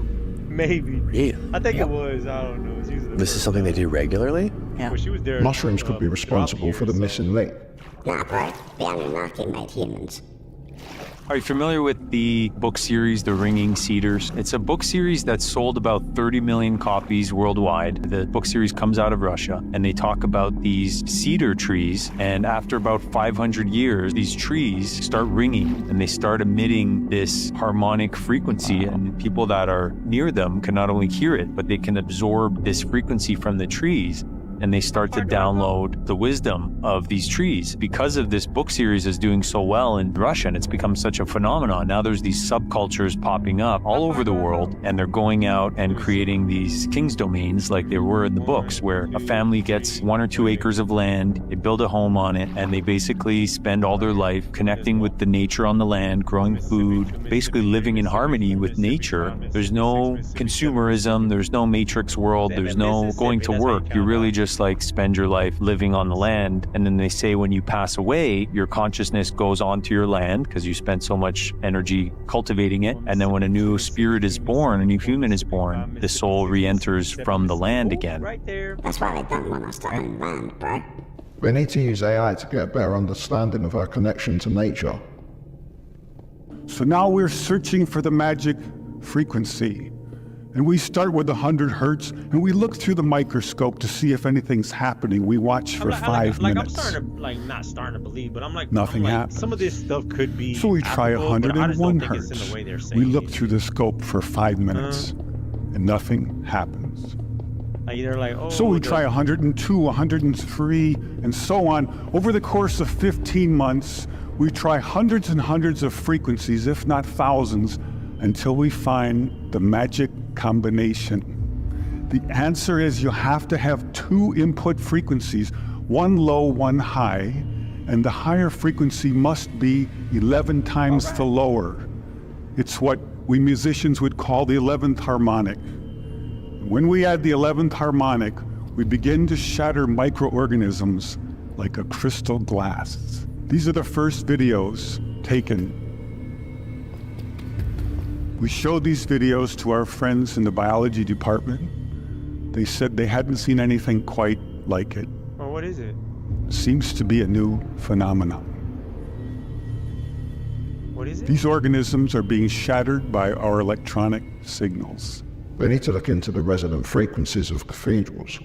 They should look into alchemy. The Hebrew language is not a language that was created. It was a language that was discovered. English was created. It's arbitrary. It's based on absolutely nothing. Hebrew is based on numerology. It's mathematics. Mathematics is the basis of all creation as we know it. So that's why you can actually speak things into existence. The term abracadabra, that's from Aramaic. It's using speech, which is just sound, energy, frequency, vibration, to be able to create, to form things. And one really cool study that they did, when I say the letter A out loud, if I were to map that sound onto a graph, it would be arbitrary. But when I say the letter Aleph, the sound mapped out looks like an Aleph. When I say the letter Bet, the sound mapped out looks like Bet. They knew something back then. All right, let's say, okay, let's say like, because America does things different. So what if America's using this type of language and this type of like accents and stuff in words, what do you call it? Pronunciations to keep you in a low vibration. Because you're using low, you see what I'm saying? Frequencies, words. Because over there on the other side of the country, they use, if, you know, God or Moses language, you know what I'm saying? They're using the language that's closely to the language of, you know, Adam and shit. You see what I'm saying? So it's closer to God. And over here, we're using a different language, different metric systems. And it's maybe because they're all trying to use like a low frequency so they can connect with the, you know, satanic of, you know, low frequencies and stuff. Whatever. And that we don't know now. And when you mix that with Gematria, which starts with Aramaic and Hebrew, it's not a Jewish language. Judaism came after the discovery of Hebrew. The pharaohs used the Hebrew language. They call it Hebrew because the Hebrews adopted it. So you're suggesting that it's ancient, like as old as time. It is literally creation. That is creation. It's using language to create. That's crazy. We should do an episode on alchemy, bro. The Great Pyramid itself is made up of 2.3 million large limestone blocks, with the stones ranging in size from 2 tons all the way up to 80 tons. And despite looking quite small from a distance, when up close to these limestone blocks, you realize how massive they actually are. Many of these stones were taken directly out of the bedrock from the Giza Plateau, but some of the larger ones that make up the intricate interior, weighing up to 80 tons, were somehow transported from a town 500 miles south of Giza. Kinda crazy to think about, because even if the mainstream Egyptologists are correct that the pyramid was built 4,500 years ago, it would still predate the invention of the wheel by roughly 300 years. Now, I'm not one to doubt the creativity of man, especially the ancient Egyptians, but in a day and age where we have airplanes, skyscrapers, and invisible internet waves delivering feet pics to people across the globe in an instant, moving an 80-ton rock, even with today's technology, is no small feat. See what I did there? For instance, here's an image of a 30-ton construction vehicle attempting and failing to move a large limestone rock. And here's a video showing that even our most powerful hydraulic cranes struggle to lift rocks of this size. And those are steel cables, not the bullshit papyrus ropes the ancients supposedly used to drag these stones into place using wooden rollers and wet sand. Now, Egyptologists will tell you that, oh, they could move heavy blocks because they put them on wet sand. Well, maybe if you're just at ground level, that will do. But when you're 350 feet above the ground, as you are in the King's Chamber, that won't do at all. I'm just gonna make an educated guess and say that wooden stone rollers would stand zero chance of being placed under 80 tons of anything. Which leads me to the cuts on these stones. Every stone making up the pyramid was not glued into place using concrete or mortar or anything like you'd expect. In reality, each side was cut so precisely and placed so delicately that the joints between every stone making up the pyramid fit so perfectly together like Legos that you can't even fit a razor blade between them. Go check out our last episode, bro. Mr. Beast hired the pyramids for 100 hours. You'll probably enjoy Mr. Beast's girlfriend's video more than his. Almost 100 feet underground lies an empty sarcophagus submerged underwater, built in honor of the god Osiris, supposedly creating a portal to the underworld. Wow. How could the Egyptians possibly have built this deep thousands of years ago with limited tools and equipment? In the corner of this tomb is a hole that no Egyptologist can fit in. I might just be small enough to go deeper than any person has ever gone in history.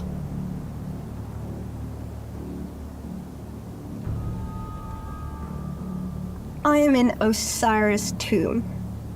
Okay, that's fine. Why did they make this hole? How far does it go? And where does it lead? What purpose does it serve? If I go any deeper, I'll get stuck. And there's no telling if anybody will be able to save me down here. I use my filming device and stick it up as far as I can. I possibly just filmed the deepest anybody has ever gone inside of Osiris's tomb. It's crazy they got to do that. I think she might be trying to expose Zahid's lies, bro. I'm standing in front of the Sphinx of Egypt. As you can see, it has the body of a lion, but it has the head of a pharaoh. Now, some people think the head was built afterwards because it has different stone and just looks smaller. Other people think it was always meant to be this way. The nose has fallen off over the years, and there's a lot of theories about how that happened. Some people think that in the olden days, people shot cannons at it. I don't think that happened. Not a lot of people know that you can climb underneath the Sphinx. It's just highly illegal.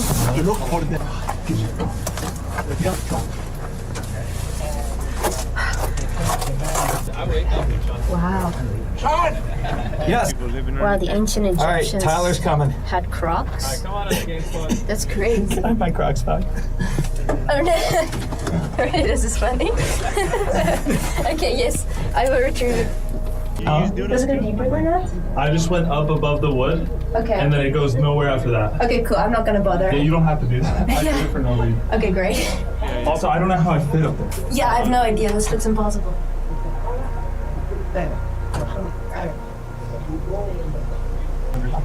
This is crazy. I am inside the Sphinx right now. Less people have been in here than people have been on the moon. You sure about that? Yeah, alright. Goodbye! Bye! Oh no! I'm locked in. Ooh, a plant? No, that's plastic. What the frick?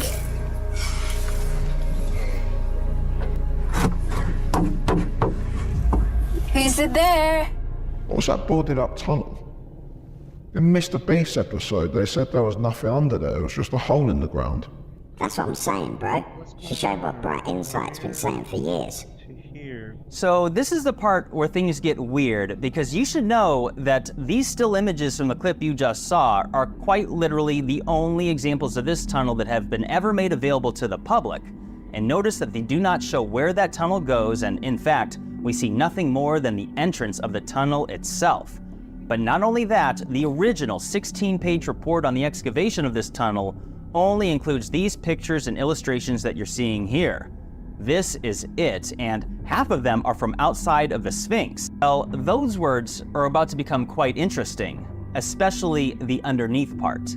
Now, I can neither confirm nor deny where these photos or videos I'm about to share with you came from, but I can say with absolute truth that no, this is not me, and no, I did not take any of the photos or videos that you're about to see, nor was I in the country of Egypt when they were taken. However, a few brave and cunning men took great risk to climb down into the back end of the Sphinx at a moment when the overseeing Egyptian authorities were preoccupied. These gentlemen only had a few seconds before they were ultimately caught. However, the photos and short video clips successfully made it out. So, first things first, let me play the 2 video clips before I show you the photos, as the video clips will set the stage for what the pictures are going to reveal to all of us.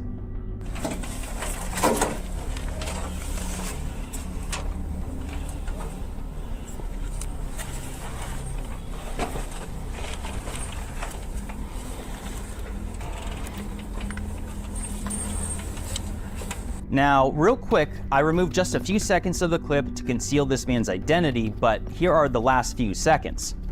Please. No.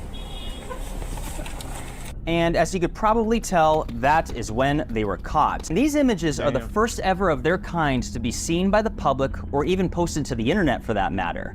In fact, I have waited, and many others have waited years to see what these photos are about to reveal to us. First, notice this frame here, which is from the last few moments of the prior clip. You see that? This is a second tunnel that goes up and in and is facing towards the front of the Sphinx, or to the east. This is something you cannot see from the outside of the Sphinx either, as it is too high and too far in to be observed even if you were peeking your head in from the outside passage. And thankfully, this cunning gentleman captured 3 photos of this second tunnel. And you can see straight inside of it, which is a passage that proceeds up and towards the front of the Sphinx and has quite literally been boarded up. And I have to say that the first thing I thought of when I saw these photos is the ground radar image here, which identifies 2 possible cavities within the Sphinx, which are in the same direction that this boarded up tunnel proceeds. There's a lot we don't know about the Sphinx, bro. But we'll have to save that for next time. Hold on, so we've got to do the giveaway. Leave a comment on this video for a chance to win in our next episode. Let's do this, bro. Bang bang! Bang bang! Pick something from our merch store and we'll send it straight out. Check out Matt and Oscar. Shout out everyone buying the merch. And as always, thanks for watching. Remember to like, comment and subscribe. And we'll see you in the next one.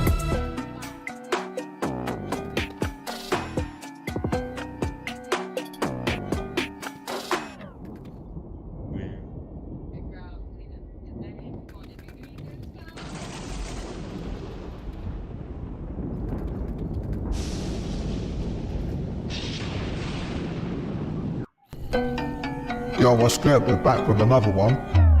It's showtime. It's showtime. And Naki's in Mars?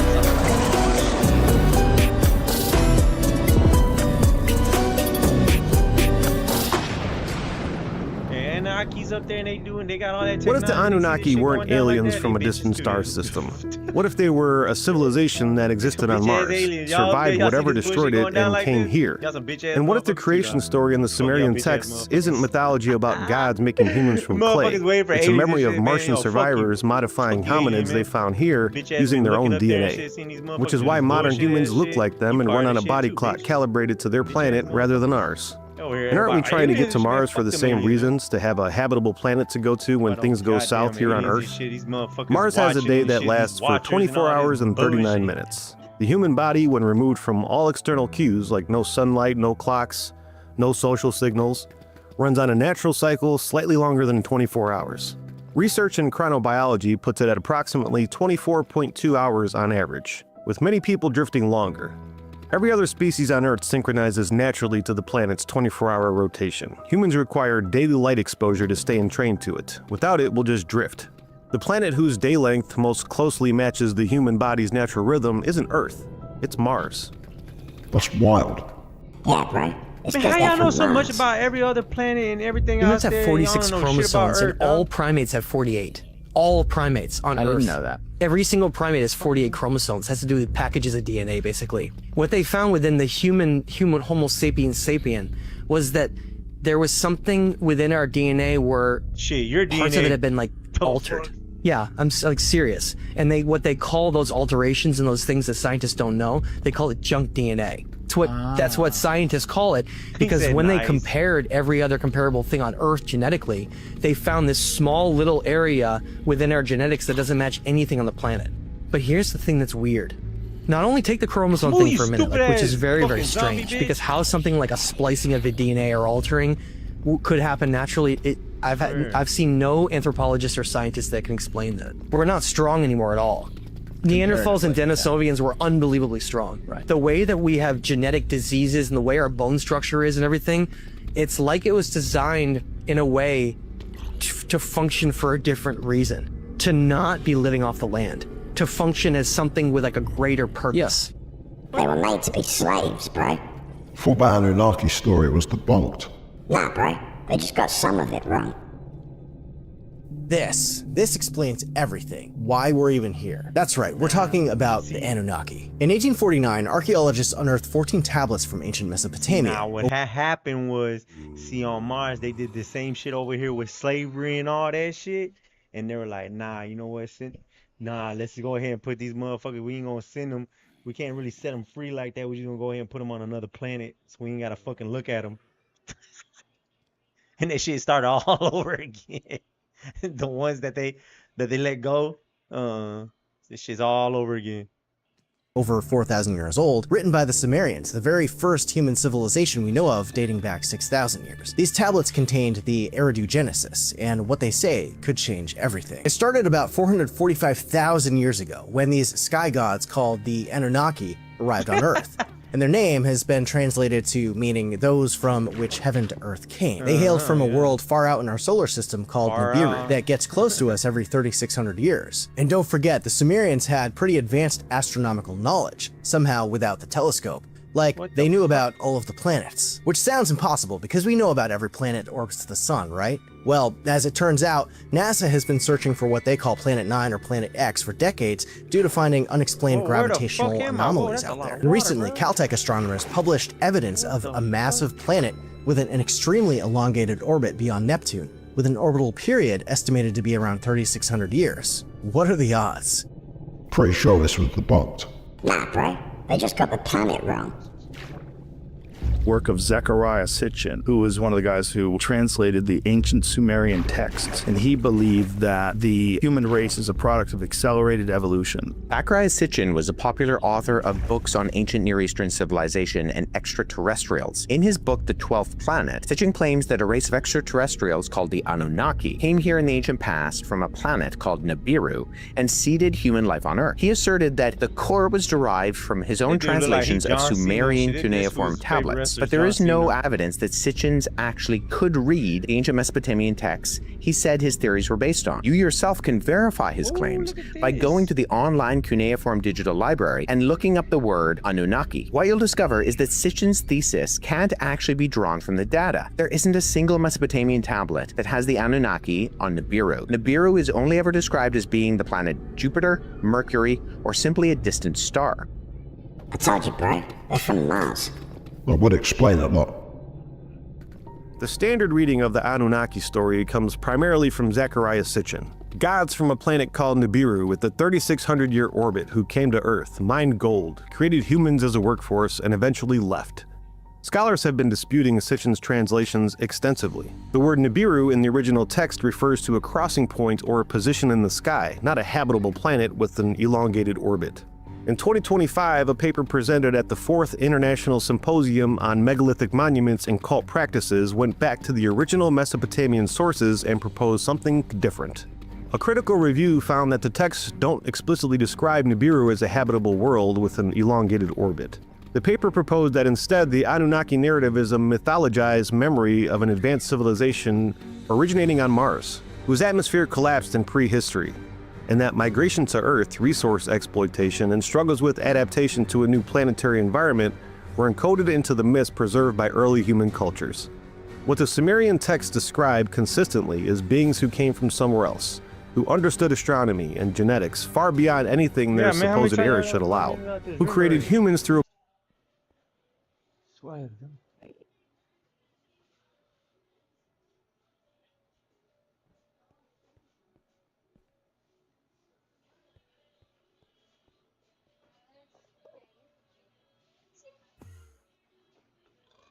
Bitch, fat bitch seem.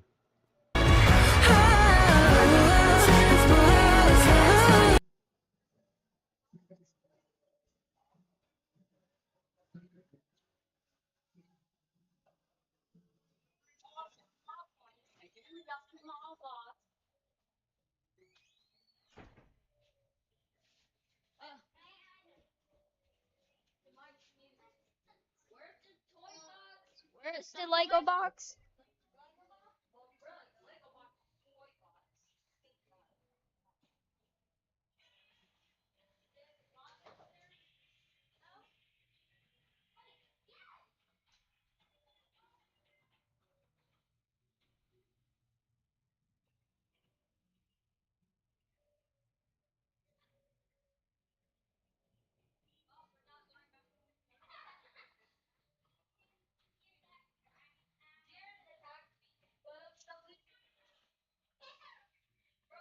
Still in hand.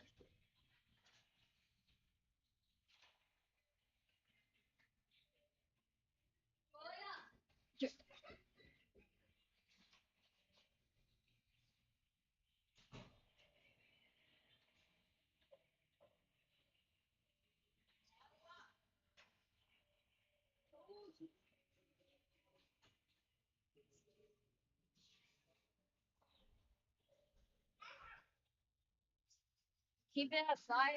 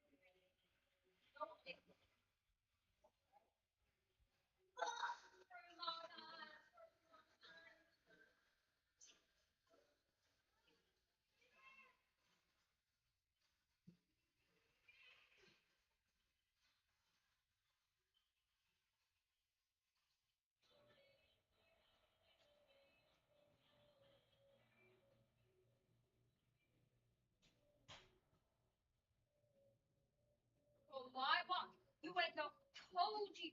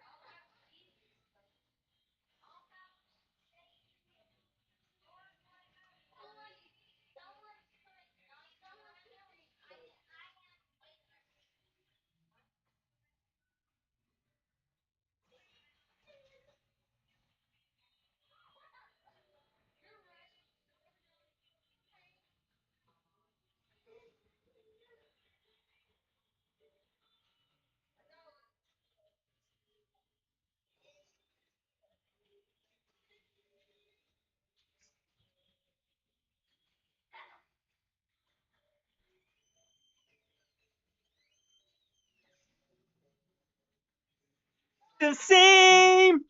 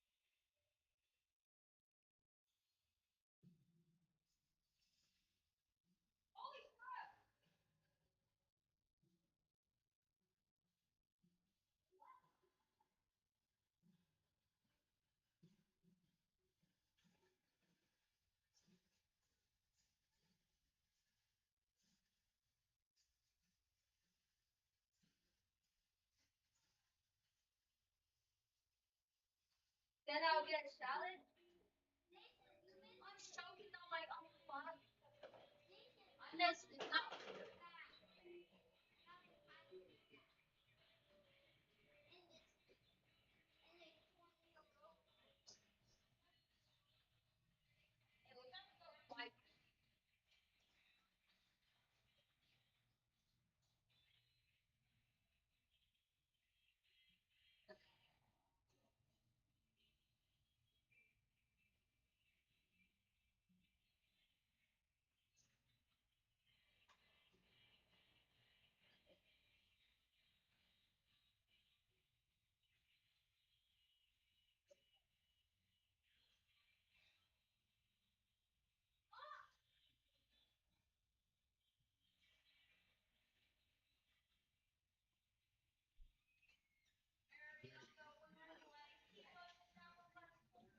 Move.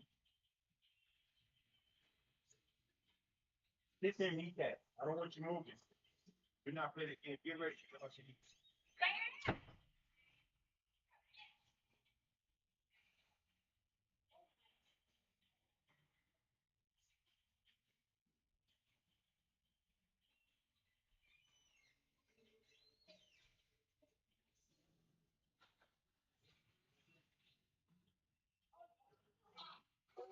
Okay, let it cool off for a little bit. Move.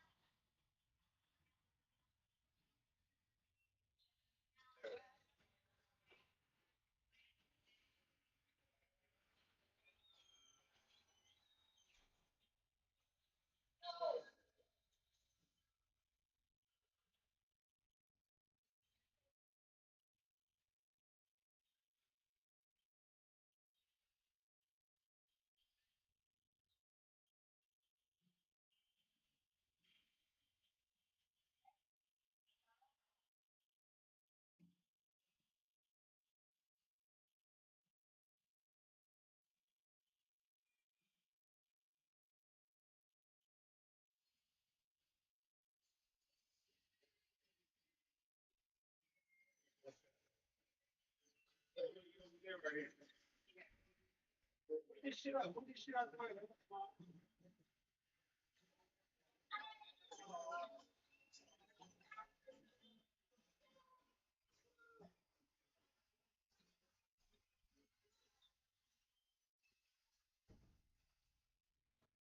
With that.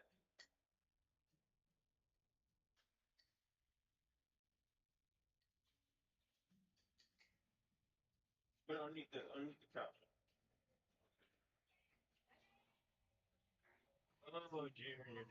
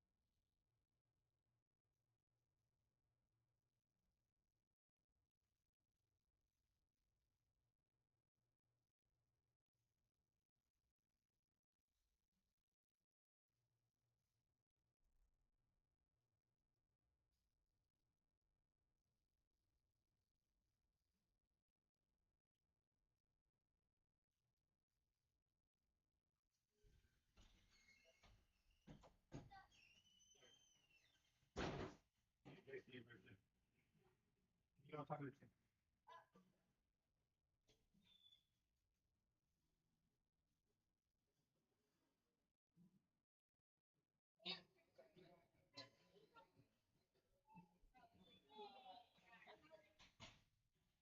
ready over here.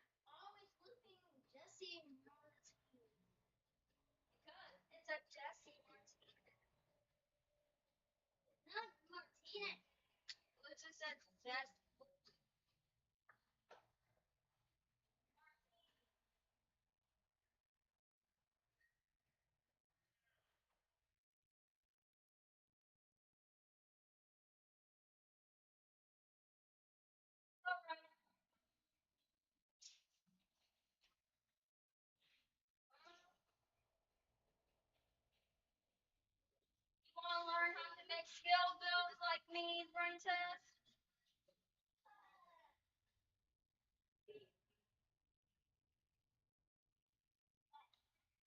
Want to learn how to make skill builds like me? I think I need to learn. How the heck? The thing that I need to learn is how the heck are you weak from me? You know what? I should use a dominator block that I specifically made to beat your ass right now.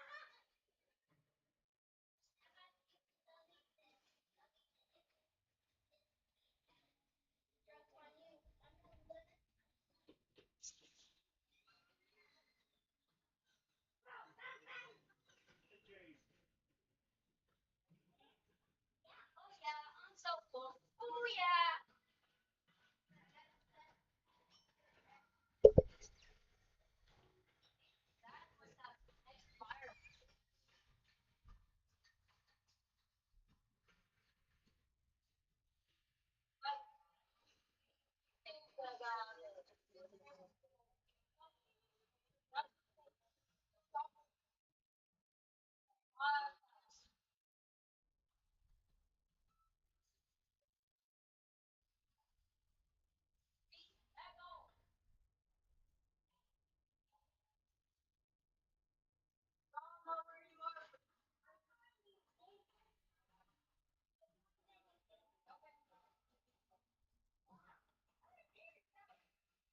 All remain the same.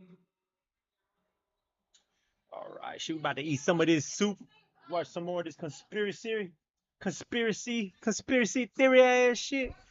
Aliens, ghosts, and goblins, gods, and the devil, and Lucifer, and Jesus, and Santa Claus, and the Easter Bunny. Is it real? Is it fake? I don't fucking know. And I don't fucking care. But big girl can sing.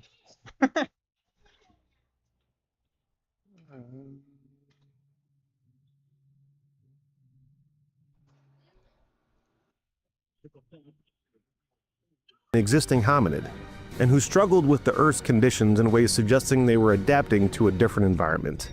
That's why humans get bad backs, right? Mars had lower gravity.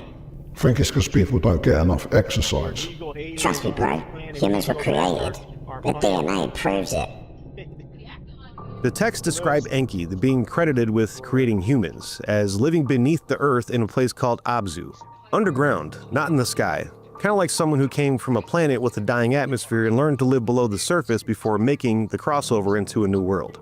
Humans have approximately 223 genes with no clear counterpart to any other species on Earth and no clear evolutionary pathway. This is documented in the Human Genome Project. And the explanation for that is horizontal gene transfer, genes acquired from bacteria over evolutionary time. But that number is unusual, and their distribution concentrates in areas relative to cognitive function.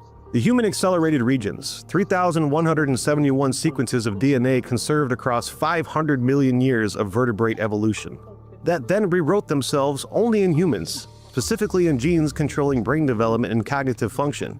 That's the calling card of the intervention that natural evolution just can't fully account for. If a Martian civilization modified Earth hominids using their own DNA, adding cognitive capability, upgrading their brain development sequences, the result would look exactly like what we find. Accelerated changes in cognitive sequences. A species that emerged cognitively equipped in a window that's too short for gradual evolutionary processes to account for. And our body clock kind of connects all this. If the Martians who came here had evolved over millions of years on a planet with a 24-hour, 39-minute day, and then modified Earth hominids using their own genetic template, the resulting population would inherit a circadian rhythm calibrated to Mars, not Earth. It would need daily light exposure to stay synchronized with the planet whose day is shorter than the one the genome was built for. Every other species on Earth syncs naturally, but humans drift without light exposure, kind of like the body's remembering the planet its genome came from. I told you, bro. The Anunnaki created humans. I think a lot of religions would disagree. That's why they all tried to cover it up, bro. Or destroy it. More than 3,000 years of history obliterated in seconds. This video was released by ISIS. CNN cannot independently verify its authenticity, but it purports to show the radicals destroying Nimrud, one of the most important archaeological sites in Iraq. ISIS fighters used power tools to break down ancient statues, frescoes, and walls. These are remnants of the ancient Assyrian civilization. Nimrud used to be its capital. They stood since the 13th century BC and survived many wars, but were destroyed by the militants, probably in less than a day. The United Nations calls ISIS's destruction of cultural treasures in Iraq and Syria war crimes. That's hard to watch. Religions have been hiding human origins since the beginning, bro. So why come to Earth? Well, the Anunnaki apparently needed water and gold to fix their atmosphere, which is interesting because we use gold today in spacecraft for radiation shielding because I don't know. All I hear is I'm smart, I'm intelligent, I'm like, but you're doing this. So, intelligent face my ass. Like, I don't know, bro. I think someone who's intelligent, someone who's really intelligent is maybe a Jesus, you know what I'm saying? Someone who can control their emotions, you know what I'm saying? Control their emotions, control their thoughts, you know what I'm saying? You get on that Jesus level, you know what I'm saying? Right, but below it, there's parts of it that aren't as hot as others. it's incredibly effective. Now, according to the story, the Anunnaki originally brought their own workers, called the Ajiji. They were brought in to mine gold in the Persian Gulf in Africa, but they revolted after about 250,000 years of brutal labor and were crushed. Afterwards, an Anunnaki leader named Enki created a slave race of workers by combining the Anunnaki DNA with Homo erectus around 250,000 years ago. They called this species Adamu, which in Hebrew, Adam means man. Sound familiar? Well, the Sumerian tablets were created 1,000 years before the story of Genesis in the Bible. But then things start to happen. Some Anunnaki started interbreeding with human women, and they wound up giving birth to giants. Yeah, those kind of giants that many believe were the Nephilim. And they were incredibly violent and powerful, and it just threw a whole wrench into the Anunnaki's plans. So Enki's brother, Enlil, who was leading things at the time, all this shit's in the Bible. It's been like this in the Bible. All this shit, the giants, mermaids, the devil spirits, you know what I'm saying? All this shit's been in the Bible. And these motherfuckers have been repeating the Bible over and over, and then now they're like, oh, there is giants. Oh, there. Like, so you didn't believe it? You didn't believe in the book? You didn't believe the book that they had giants back in the days? you didn't believe in the book about giants and mermaids, then Yeah. if you don't believe that the planet is flat and the firmament, then what the fuck you reading the Bible for, bro? The fuck? Time was like, no, and decided that humanity needed to be wiped out and reset with a cataclysmic flood. Now, hundreds of cultures around the Like that, like it's fine to read a book, but you over here trying to fucking parade around like it's a fucking like it's God. Yeah, I think that's why I couldn't get with it, because I'm like, is this fiction or not? You know, and then it wasn't even that. It was like I was being told that because the Bible's tied to religion and like living and livelihood and stuff. So I was like, so you telling me I have to live by this thing? But I'm scared. This is as a little girl. I'm like, I'm scared of what this thing is telling me. I don't want to be scared. I got enough shit to be scared of. So, and I'm not even thinking to read it as fiction like that. But Princess, cut it out. I'm not even thinking to read it as fiction like that. You know, because I read fiction books and they were clearly fiction books. So I'm like, man, I'll do it. And then it had all them complicated ass King's New James European way of referencing things. Like, man, and I gotta interpret and break this shit down into plain English of American English. No, I'm good. But I did get some things from it. You know, it did have its bits and pieces that I was able to pick up. Was real. There's Jesus, there's devils, there's fucking angels, there's a man that had fucking powers. I believe in all that shit. Yeah, yeah, I believed in it, but I was just like, man, bye. Like, this is too much. Just collectively. I didn't think it was a fairy tale. I thought it was real. They said it was real. No, I thought it was real too, but I'm saying, I'm like, well, if this is not fiction, which it sounds like, because I don't know nobody who lived to 500 years. You know, I don't know that the God opens up and talks in this way. You know, I don't know that to be true. So, not that I'm the end all be all of knowledge. Avocado. The stem. Yeah, the stem part. Yeah, but I had mixed thoughts about it and mixed feelings about it. But yeah, I thought it was real shit. I thought it was real because I mean I was told it was real, so I was like, okay. I didn't really question it, but it did seem questionable. That's for sure. world have a flood myth, and many of these cultures have had zero contact with each other over the eons. So how is it that they would have all had a similar story about a flood? They're all telling the same story, right? Does seem that way.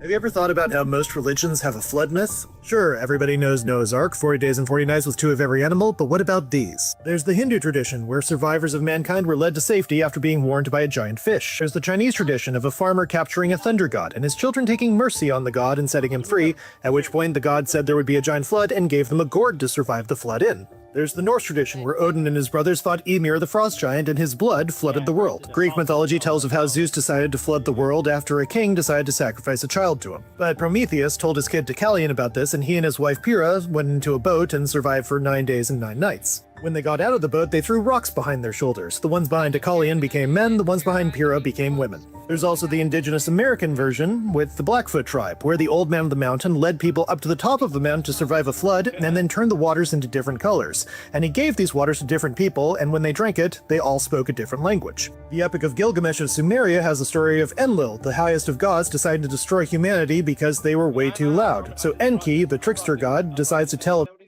priest, and in turn, an kept colors, and nights. Deucalion about us not speaking the same language and us not getting the work done.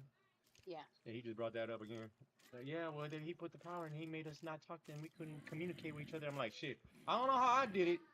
I don't know how I did it. Yeah. Like, I went to work and a bunch of Mexicans. I don't even speak Spanish, dog. I don't even speak Spanish. But somehow I communicated. We just with a little bit of what we worked with, I gained some dialogue. I learned how to speak Spanish in work. So I don't even get how they couldn't do that, and they built pyramids and shit. That's bullshit. My mom lived right next to the Mexicans who didn't speak English, and they all got along just fine. Yeah, nah, this Hanging bullshit. out, chilling. That story of that fucking different languages, that shit's bullshit. about this, and he and his wife Pyrrha went into a boat and survived for 9 days and 9 nights. When they got out of the boat, they threw rocks. That's what I'm saying. Like, see, that's what I'm saying. That the Bible don't make no sense. It don't make no sense. See, why is he interfering? Why is God interfering if he doesn't want nobody to know that he's there? He just wants you to worship him. But yeah, he's intervening as much as he can to stop certain things. That means he didn't foresee that people were gonna do this. You see what I'm saying? Yeah, those are the parts that threw me off too. See what I'm saying? Like because God knows all. That's why I said, if God created Adam and Eve, He created both of them at the same time. He created everything in an instant. Because to sit there and create a man or woman first, and then to sit there and say, oh, they needed another person to do whatever that was. That means you corrected yourself. That means you didn't foresee that they were gonna need companionship, not because they're alone, because they just needed appropriate. And then gonna say God don't make mistakes. And you say God don't make mistakes. But God sees all. He would have known that from the start. He did it from the start, and then that was it. I believe, well, not believe. I don't give a fuck though. I'm trying to eat right.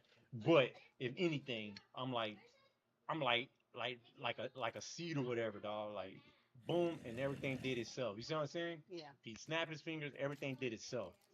Planets started doing things. Planets started doing planets. Biograms started doing biograms.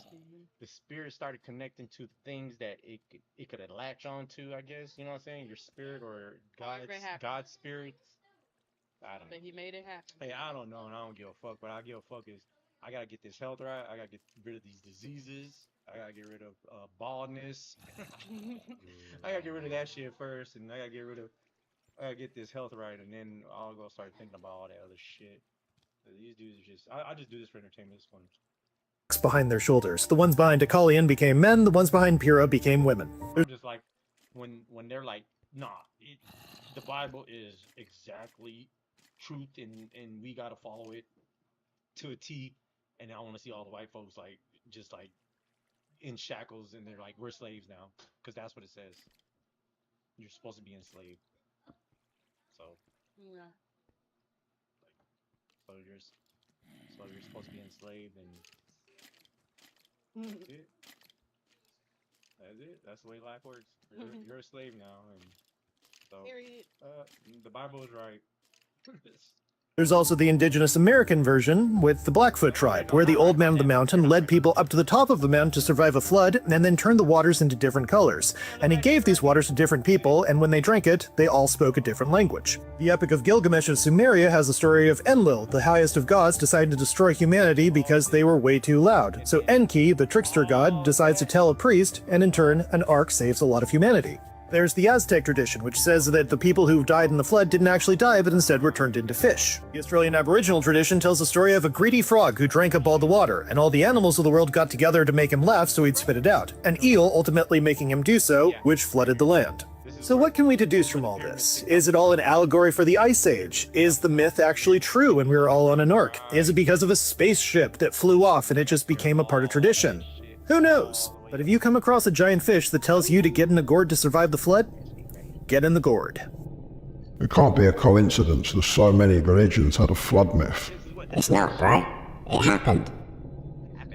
There is this theory that says humans are actually aliens that originated from Mars instead of Earth. According to the theory, there was once an advanced civilization there in the distant past, but then a massive nuclear war happened.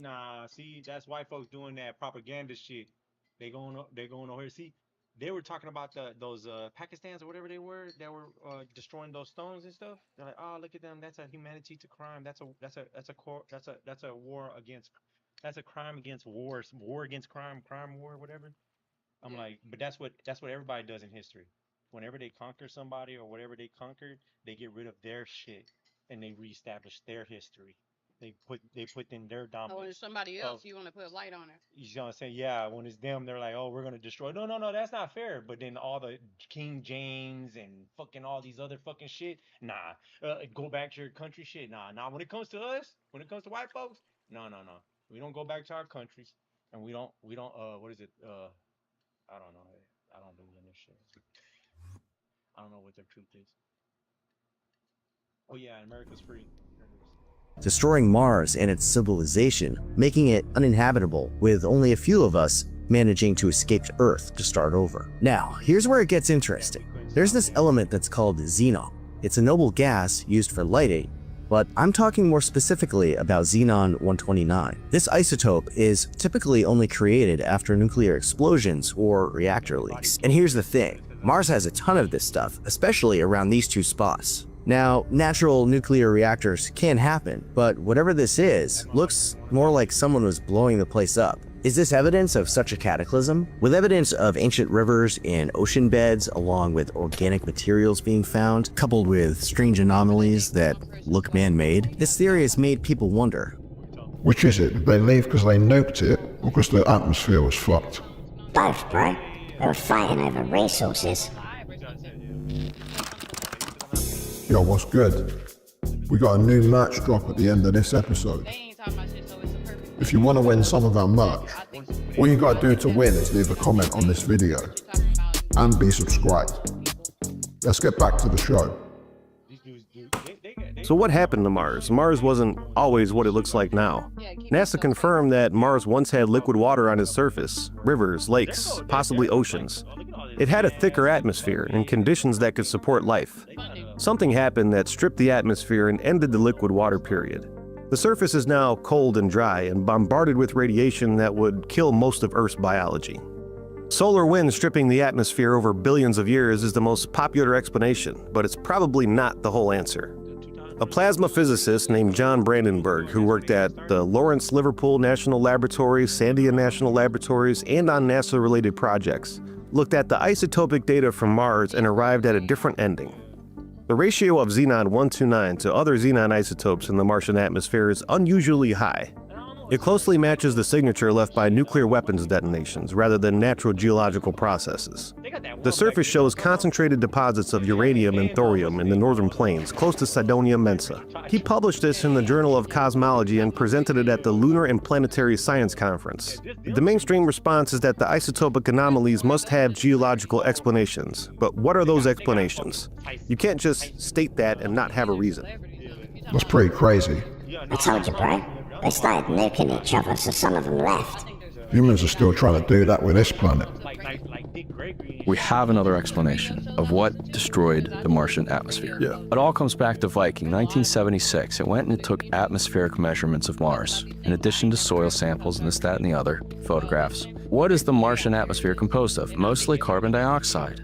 There's a little bit of oxygen in it, but there's also a little bit of this relatively unknown gas, xenon-129. On Mars, the xenon-129 to xenon-132 ratio does not match anywhere else in the solar system. So a long time ago, another scientist by the name of Dr. John Brandenburg, who's a plasma physicist, he's standing in line at the copy machine to make a copy of a page that talks about the Martian gases that were measured recently on the Viking mission, next to a guy. And the guy asks, so what are you here for? What are you copying? He's like, oh, I'm looking at these strange gas readings on Mars. And he's like, let me take a look at that. So Brandenburg hands him this thing. The guy looks at it.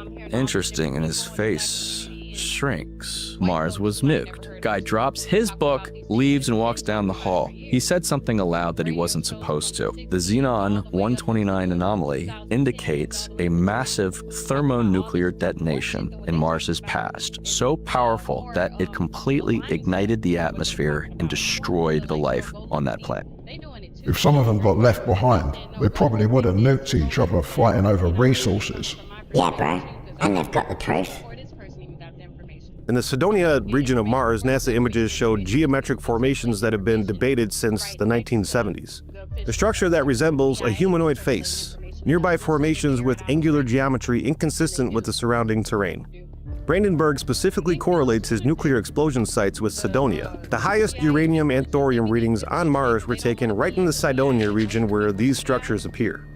Planetary scientists say geological processes explain the formations. Brandenburg says the correlation between the nuclear isotope concentrations and the location of possible archaeological sites is not coincidental.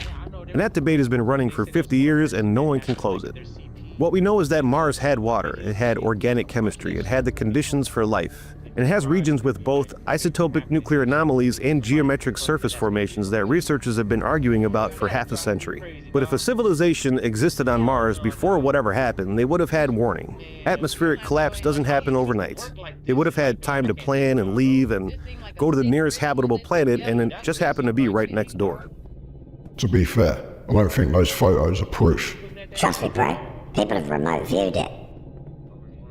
There's the remote viewers that went like 1 billion years in the past of Mars and saw advanced civilizations, and now we're finding structures on Mars, verified, right angles, 4 of them, impossible to exist in nature in that form. And even conventional astronomers will say that Mars had a biosphere. Yeah. I don't know if you remember this, but in the mid-90s, Clinton gave a speech because a meteorite called ALH 840001, which had polycyclic hydrocarbons on it, had like little bacterial fossils on it. He gave a speech being like, maybe there was life on Mars, due to this. This is pretty crazy. But I think the people that say 0% there was life on Mars, they're crazy. I mean, there are water caverns all over Mars. That is a fact. You have to be dogmatic to say that there wasn't life at some point.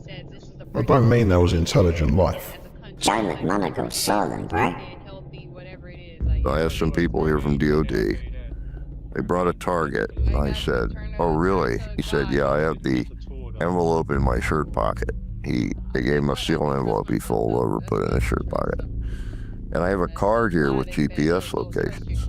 So I'll read them to you and you tell me what's there. So the first GPS location he read was a huge pyramid. And I said, right away I said, this must be a new discovery, because it's huge. It's way bigger than the one at Giza. And it's got monster rooms inside, which is not making any sense to me at all. That's okay, just report on what you're seeing. So I did that. And at the end, I started getting an image of human beings that were trapped in a place where the atmosphere was turning bad for some reason. But they're human. They're just really big people. They're like twice our size, 12 feet tall. But they're just like us. And they're dying, and these pyramidal places are like hibernation chambers. They're trying to survive until somebody comes to save them. Well, I think a remote viewer is a good example of proof. You got the locations exactly right, bro. I said, the next time I'm at JPL, Jet Propulsion Lab in California, I'm going to find out where they have negatives of these locations and get them. I went to JPL, and they have a big counter where you go in and buy pictures of space. So I went up to the counter, and the guy said, "How can I help you?" And I said, "I have this card here," and I handed it to him. And he looked at it, and I said, "I'd like to see the 4x4 negatives for those locations on that card." And he went, "Oh, this is the old city on Mars." He turned around, pulled a drawer open, and gave me a packet, had all the negatives inside. So they're in my book, Mind Trek. Wow. Yeah. So what do the negatives show? It shows exactly what I described. It shows pyramids? It shows a big pyramid. It shows an old fort. It shows a wall that's collapsed. And yeah. I'm pretty sure these photos have been debunked. Yeah, by NASA, bro. They lie about everything. NASA released the early photographs that it looked like a face on Mars, it looked like a pyramid, and then they released new higher resolution photographs which seemed to debunk the whole thing, right? No, actually it doesn't look like a face, and it's not really this. I have no proof of this. Okay, I personally think that the images from the first mission of the surface of Mars were correct, were accurate, and that NASA released those second higher resolution images to sort of quell the firestorm that had erupted. I am extremely persuaded that there are ruins that dwarf anything on planet Earth. Ruins of an ancient civilization on the planet Mars, specifically in the region of Cydonia. And what's so fascinating about this is that the ancients believed that the gods descended from Mars and from this other planet that was destroyed. It's sort of, and this is, again, sounds very complex, it is, and Flynn lays it out. I mean, you read Cydonia, and it's like, to me, there's no question that the ancients believe that the gods descended from Mars. I guess it's not that far-fetched if people are trying to go to Mars now. Back to Mars, bro. They're trying to go back. Every ancient tradition describes beings who came from somewhere else, possessed knowledge far beyond what the surrounding civilization could have developed independently, interacted directly with humans for a period and then withdrew. The Sumerian Anunnaki, the Hindu Devas, the Greek Titans, the Egyptian Natiru. It's the same profile with different names across every continent in every era. If the Anunnaki were actually Martian survivors who came here and modified the hominids that they found, to the modified population, they were gods. They understood astronomy, genetics, construction, agriculture, everything that ancient traditions credit gods with teaching. They came here from the sky. They lived far longer than the humans that they created. They built structures the modified population just could not replicate. And eventually they withdrew. The earlier megalithic structures are much more precise and well-built than the later ones. And that's a bit strange. But here's the part that changes the whole picture. Not all of them withdrew the same way. Some of them integrated. They interbred with the population they created over generations. The divine bloodlines described across ancient traditions, the hybrid kings, the figures who lived for hundreds of years, the lines of rulers described as part human and part something else, those are the record of the original Martian genome ballooning across centuries into the broader population. The original Martians became us. But some of them didn't integrate, some of them stayed separate, stayed underground in the places that Enki built, in the Abzu, beneath the surface of a planet that wasn't theirs, maintaining the subterranean environments that they learned to build before they ever left Mars. And the ones that stayed underground may still be there. So if this wild idea is true and some of the Martian survivors integrated and some stayed separate, what do you think the ones who stayed underground have been doing for the last several thousand years? Ruling the world, right? It's the Illuminati. For fuck's sake. Here we go. The objective to put a man on Mars is an ancient aspiration. It is in fact one of the primary objectives of the mystery schools. Really? Yes, to make contact with this, to recover the lost knowledge of the gods on Mars. On Mars specifically? On Mars specifically. Like mystery schools, like the Brotherhood of the Serpent and the Freemasons. Mystery schools going all the way back to, I believe they go back to Cain. Obviously, that's just a conjecture of mine. But certainly, unequivocally, the mystery schools are perpetuated primarily through the Phoenicians. And the Phoenicians really are the, you might, aside from the antediluvian mystery schools, if they existed, the Phoenicians are best goes for America, and the fucked up part about it is that they're both on the same side, that they both have similar, well, not both similar, but they both have good things. Yeah, they both have pros and cons. If both of them take those pros and put it together, then it would be amazing. But they do that on purpose. They, that's why you got to write in. Yeah, that's why there's a government. I mean, that's why it's a game, dog. This whole election and all this shit is all games, dude. That's why you got to do a write-in. You write yourself in and run for president. Don't play the game. That's all you got to do, dog. Yeah, if you're gonna play though, write yourself in, and you go after it. You change those things. You put yourself out there in front of the people and campaign in whatever way you can to say, this is what I'm gonna do, and look how I'm living. That represents and tells that and gives you insight into, I just might do that. I just might fight for that. But really, I don't believe that we should be voting, and we should not be participating in government and white folk shit. This is white folk shit, you ask me. This is even if we did do shit like this before, this is no longer ours. This is theirs. They came, they rejuvenated whatever they did, and it's like you say, no, sit back and let these white folks vote so you can see for real. That's all I see. Shit, I'm like, shit, you ain't gotta vote. Shit, let these fucking white folks vote. This is their game, dog. Shit, if they say they want slaves, then we know what we gotta do. Shit, that's all there is to it. We're here making it seem like these minorities, especially the Mexicans and the blacks, they're making it seem like, oh no, you gotta vote, because if you don't vote, they're gonna put us as slaves. You're a bitch ass scared motherfucking dog. You think they're gonna put us as slaves? You think they're gonna vote us in as slaves, dumbass? And even if they do, what you gonna do about it? Even if they do, what you gonna do about it? We're not gonna let it happen again, bro. That's what Dick Gregory meant. Ain't gonna happen again, bro. Ain't gonna happen again. Yeah. And then and why don't you be the one for yourself that decides, you know what, I'm not gonna get on this shit like the others did, who never became slaves. That's what I'm talking about. I'm like, shit, I was born into this shit. I don't really have a choice. I could stop right now though, but I'm not, and that's something I have to live with.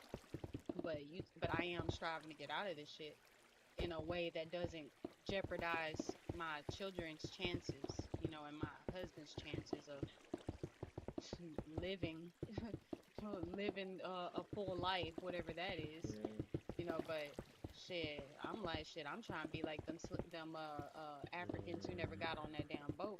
That's the life I'm trying to live. Like, nah, I don't consent to none of this shit. Do what you gotta do. I'm good. Yeah, funny thing is, like, I'm not gonna be the one that's on the boat, but I'm gonna be the one that's over here on the land that's enslaving still. Yeah, but I ain't trying to do that either. I'm not gonna turn that into no negative because Yeah, I they ain't we saying don't that. know if they were doing that either. But yeah, I'm not gonna be the one enslaving, being a slave, none of that. That's what I'm trying to set in my genetic string bloodline for the kids, so they just grow up with that. And their kids grow up with that. Is that's the kind of program I want to do? Program you back into nature. Like, you ain't gotta do none of this stuff. All this got to go. Certainly the primary post-Diluvian keepers of knowledge from the antediluvian world. I mean, the Phoenicians were the great masons of the ancient world and navigators. Is there a hidden hand directing us back to Mars? I would say so. And I think when we go there soon, probably in our lifetime, we are going to find evidence of an ancient civilization. We can't always go back to the Freemasons. Trust me, bro. It's always about ancient bloodlines. Top 13 families. You've got Astor, Bundy, Collins, DuPont, Freeman, Kennedy, Lee, Onassis. Reynolds is not one of the top 13, but it's close up there. Rockefeller, Rothschild, Russell, and then you've got your 13th Illuminati bloodline, which is the Merovingian bloodline, which believes that they are descendants of Christ and descendants of Lucifer. In the House of David, you've got the Van Dyne family. So these are your top Illuminati families. They have many special committees and councils.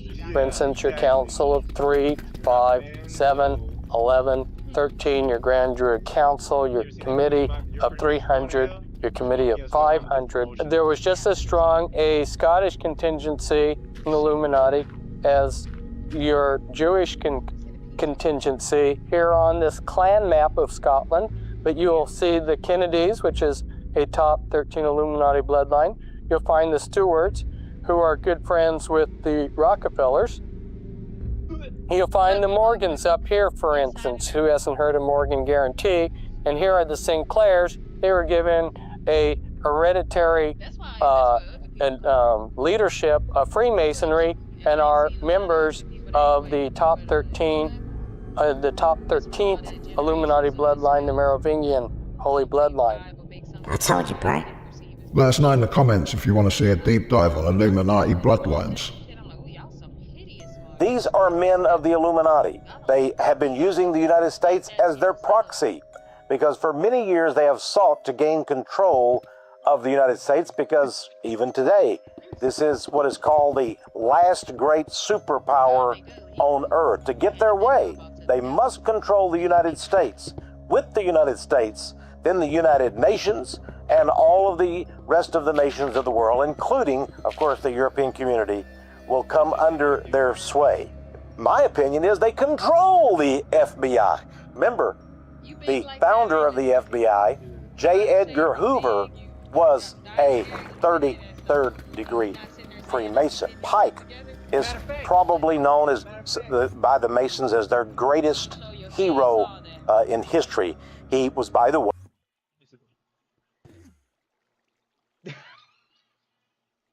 What? It's got a racist. See, look, he talking about making the white people slaves. Let me see this one. Oh, look, he put this up. Where is it?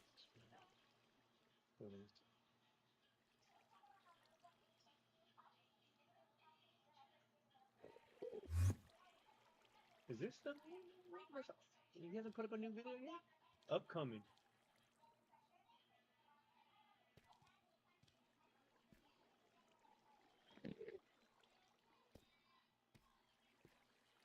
I never heard him like talk to somebody and then somebody's like, well, that book's by God or whatever, you know what I'm saying? And then be like, I don't even know what to say. You know what I'm saying? Selective. Yeah, I don't. He's selective. He be marking, picking and choosing. Well, what was it that I seen? What did I see? The Christian one, he was it Oh wait, look, he with the homeboy right here. Every single book in the New Testament was written by a Jewish man. I believe except Luke, they didn't know if he was Jewish. No, he was a Jew too. Yo, I promise, y'all make me famous, dog. Which sucks though, because you're like, if y'all make me famous, and I get into these places, I gotta go do this because I gotta keep the company running, so that way my fans can have. I'm like, that sucks, but dog. no, but you don't have No, to. I'm not. Hell no. I'm just saying though, but like, I ain't doing this shit, dog. This is like whoring I'm around, like, dog. you get. You just like here, go there, go there, go here, go there, and just. No, you do the. I like how Dick Gregory did it. He went to the church. He's like, no, I'm coming to the people where they ignorant and they need the information. Yeah. And that's who I'm going to talk to. And if white people want to pay for me so I could put that money back in the community to come out there, then I'll go out there. That's what I was talking. Remember we talked about it. It was like if you want to sell, sell to the white folks, dog. You sell it to your people. This bullshit. Yep. Like, come on, man.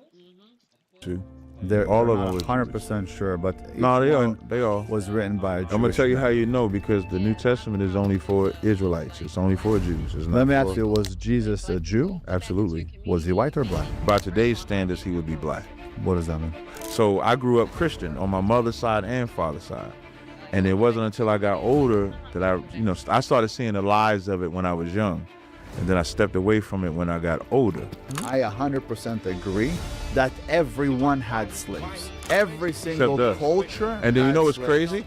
Even as y'all And when talk- we're talking about slaves, Mhm. I'm talking about people who worked for you. Because if As you a really servant. think, what does a slave do? So- he goes to work, Right. he gets paid, Right. he gets a bed, place to Right. sleep at night. But he doesn't get his identity taken. He some- doesn't get tortured. and And some his children don't go into that same captivity that he's in. Some when you do slaves, that, if that's you know- shadow slavery. Same shit, different artists. Same way they do plays and movies and TV shows are all be stemming from All right, guys, we got another debate for y'all today. We got the captain versus the king today. Two of my most wild guests joined together. Welcome to the show, guys. We ready to do this thing? Yeah, ready to do it. Which topic do you want to start with? Judaism, who's more oppressed, interracial marriage. Doesn't matter to me. I like interracial marriages. Let's start with that I one. like that topic. That's a good topic. Give your stance on that. So, if you ask me today, seeing everybody and seeing how marriages don't even work out anymore, even marrying someone of a different religion, different color, different race, different nationality, is most likely not going to work. People of the same kind don't really work. So to have somebody that is different than you, it's very, very difficult to make it work. Now, obviously, it's because everything that's been happening on social media and what women see and what men see, that they don't really even want to have a marriage anymore. So we're kind of stuck in this place where people don't even want to have children. People don't want to be married. People, a lot of men today, and I believe also women are getting it, are sick with something called gamophobia. Gamophobia is a disease that people don't want to have any kind of commitment or responsibility. So they don't want to have the commitment. And also, women have made it too easy to get what a man wants as the end goal, which is getting her into bed. Right. They've made it so easy to the point that a man now understands. I don't need to buy a whole cow to get a cup of milk. I get that cup of milk anyways. So why buy the cow? Why buy the cow? Right. The cow gets old. The cow deteriorates. And let's not forget today, you're buying an older cow.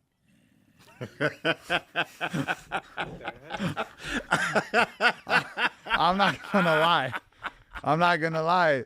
It's not like back You in buying the a used day. cow. Yeah, that like cow today, got miles on it, right? the cow that wants to marry you, she's 35. I was thinking reverse. I was thinking differently. I wasn't thinking she was 35. I was thinking if she was 25, she was still used up. I thought that's the approach you was going to, because when you use the analogy of you can get the milk without the cow, there was a time where a woman, you actually courted a woman. You actually wowed or wooed a woman. What you said about social media, that's part of the reason why nobody wants a real relationship, because social media is about the flash. It's about the wave. This comes and it goes, comes and it goes. And if you're not careful, you make that your real life. to where your relationship could come and go because you think, oh, well, I got him online, I can get another one online. I got her online, I can get another one online. And then when women allowed us to just buy our way into their bodies, they don't realize that you just took away, like the greatest thing a woman got is her body. Same thing with a man, because that's the one thing, if I get a hold of this woman's body, that's the one thing she could say, I either gave it away to a lot of men, or I only gave it to one, or only gave it to two. But if you gave it away to a lot of men, why would you ever think somebody's gonna marry you? That's why, what do when they get 35 and 40? They try to go get young boys. Because a young boy, they figure is dumb, I can trick them. Because a seasoned man is gonna be like, I don't want your old ass because you all used up. Right. On the subject of interracial, I don't agree with it at all. The Bible doesn't agree with it. You know, I'm Bible, so I go by the Torah, Tanakh, and the New Testament. And what I like about Christ is Jesus Christ gave us the spirit of how to keep the Torah. So he gave us the spirit of not giving away your daughters and your sons. Because if you look at, I'm pretty sure what I say about this side is in general. When you look at the black experience, there's a lot of black men that have a wife or a woman that when they go through black issues cannot relate to them because they're with someone that's not their own. So same thing with black women. When they go through pain, they're with a lot of men that are not their own race. So how could they ever understand it? So you're saying that the black should be with black? Yes. Correct. That's what I'm also saying. Okay, perfect. Black should be with black. Right. And I'll tell you why. Oh, wait, before you do that, just to clarify, when I say black, I mean the 12 tribes of Israel, from my lens, can only be with each other because Latinos are my people too. Native Indians are my people too. There is Jews all around the world. Correct. Maybe some of them you don't accept them. I can show you, for example, I did my test to make sure that I'm Jewish. There's what DNA test test you did? today. Today you can do a DNA test. Tells you you're Jewish. Come on, If man. you're not Jewish, You can't believe no DNA test, man. Well, This guy's not gonna do a DNA test right here because he knows he's got or you know what? I wonder if he did do one, but a lot of what you call it, Israelites don't like doing the test, the DNA test, because they don't want to see that they have European blood in them, because then they'll feel like they don't belong as an Israelite.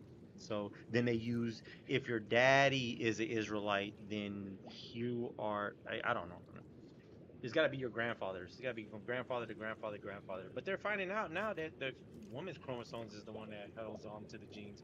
I don't know. It's whatever. I don't know. It's fucking science. well, you know what? I believe that from my ancestors Definitely's got and from everything that I've been taught and my family, that I was Jewish. But I went to the extent and went and made sure I got a DNA test. What did it say? Where did it say you was from? Sephardic. What do you mean? From No, Morocco. but where? Morocco. But But I'm Morocco is not where Israel is. So it would have to be in the Levant region. It would have to be in Israel. If you, for example, right now did a DNA test, what does it say? You said what? If you ran a DNA test on yourself, have you done one before? Yes. All right. What did it say? Where are you from? It said that I It said you're primarily from came Israel? from. No. It said I primarily came from the west coast of Africa. Is where it said I came from. But the reason why I don't deal with DNA for ancestry only, like if it's a child, if it's like for someone. I thought he might have did. He did take a DNA test, love. You hear me? Committed a crime or something like that, that's live data, you can test that. But they have stories where you can look up online where they'll send one woman to 3 different DNA clinics for ancestry. She get. He said, I was just telling the audience right now, I'm like, oh, he doesn't believe in a DNA test, and he probably didn't even take one. I said, you know what, he probably did take one, but he won't believe in it. You know what I'm saying? And he sure did. But I remember before he didn't take one, so now I guess he finally took one. Yeah, I don't know when he took it. Yeah, but he still didn't say nothing. He said that I'm mainly from South or West Africa. But yeah, but who was your grandfather? Who was your great-great-grandfather? Because he through what he believes in, he says you're not an Israelite unless you are from the male side of the spectrum. You see what I'm saying? Yeah. Meaning your grandfather, great-grandfather, and great-great-grandfather, and all the way back has to be from that bloodline.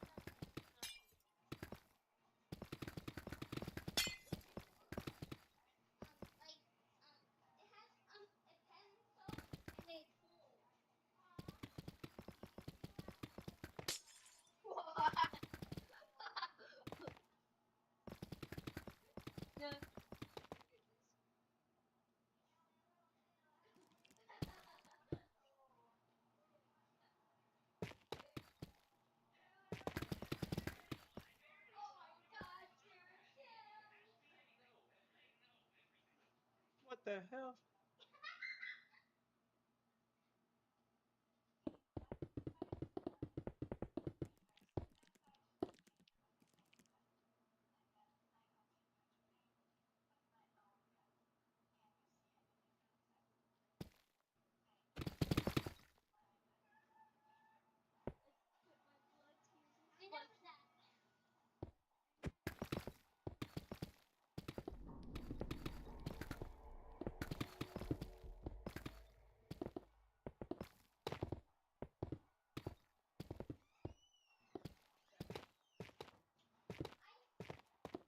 Oh, yeah. He said he took the DNA test and he said he was from what you call it, South Africa or West Africa, whatever. But he didn't say nothing about his grandparents.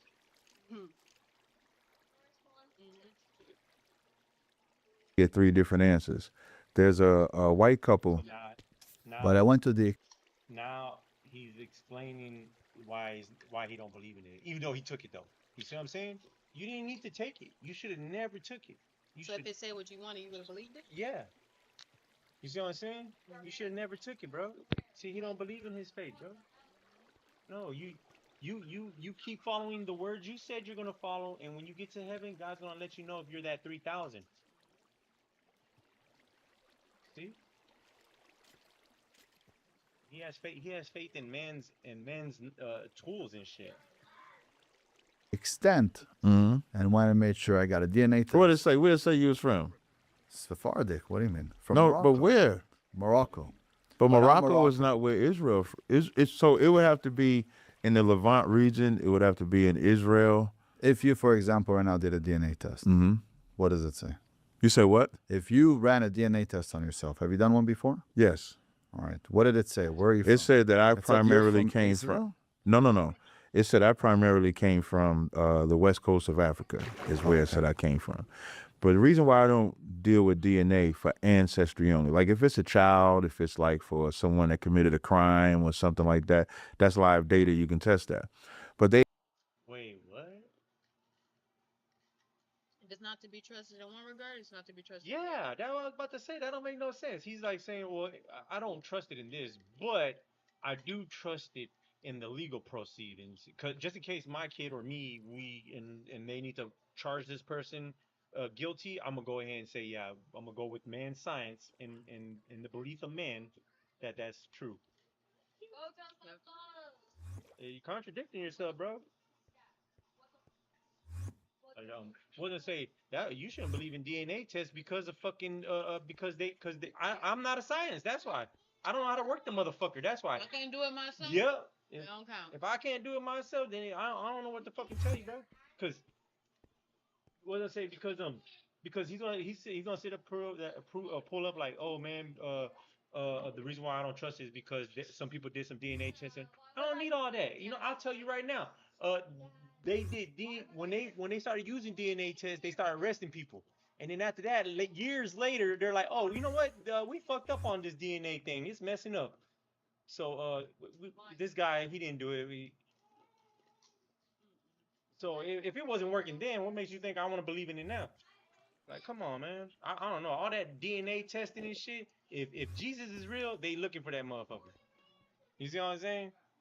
And I believe these motherfuckers don't believe in it, but they still so scared and so fearful that they have to go for it. You see what I'm saying?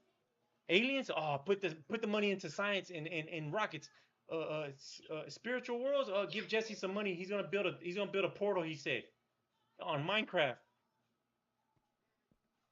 I'll tell him I'm gonna build a gateway to hell. They'll probably fucking send me some money.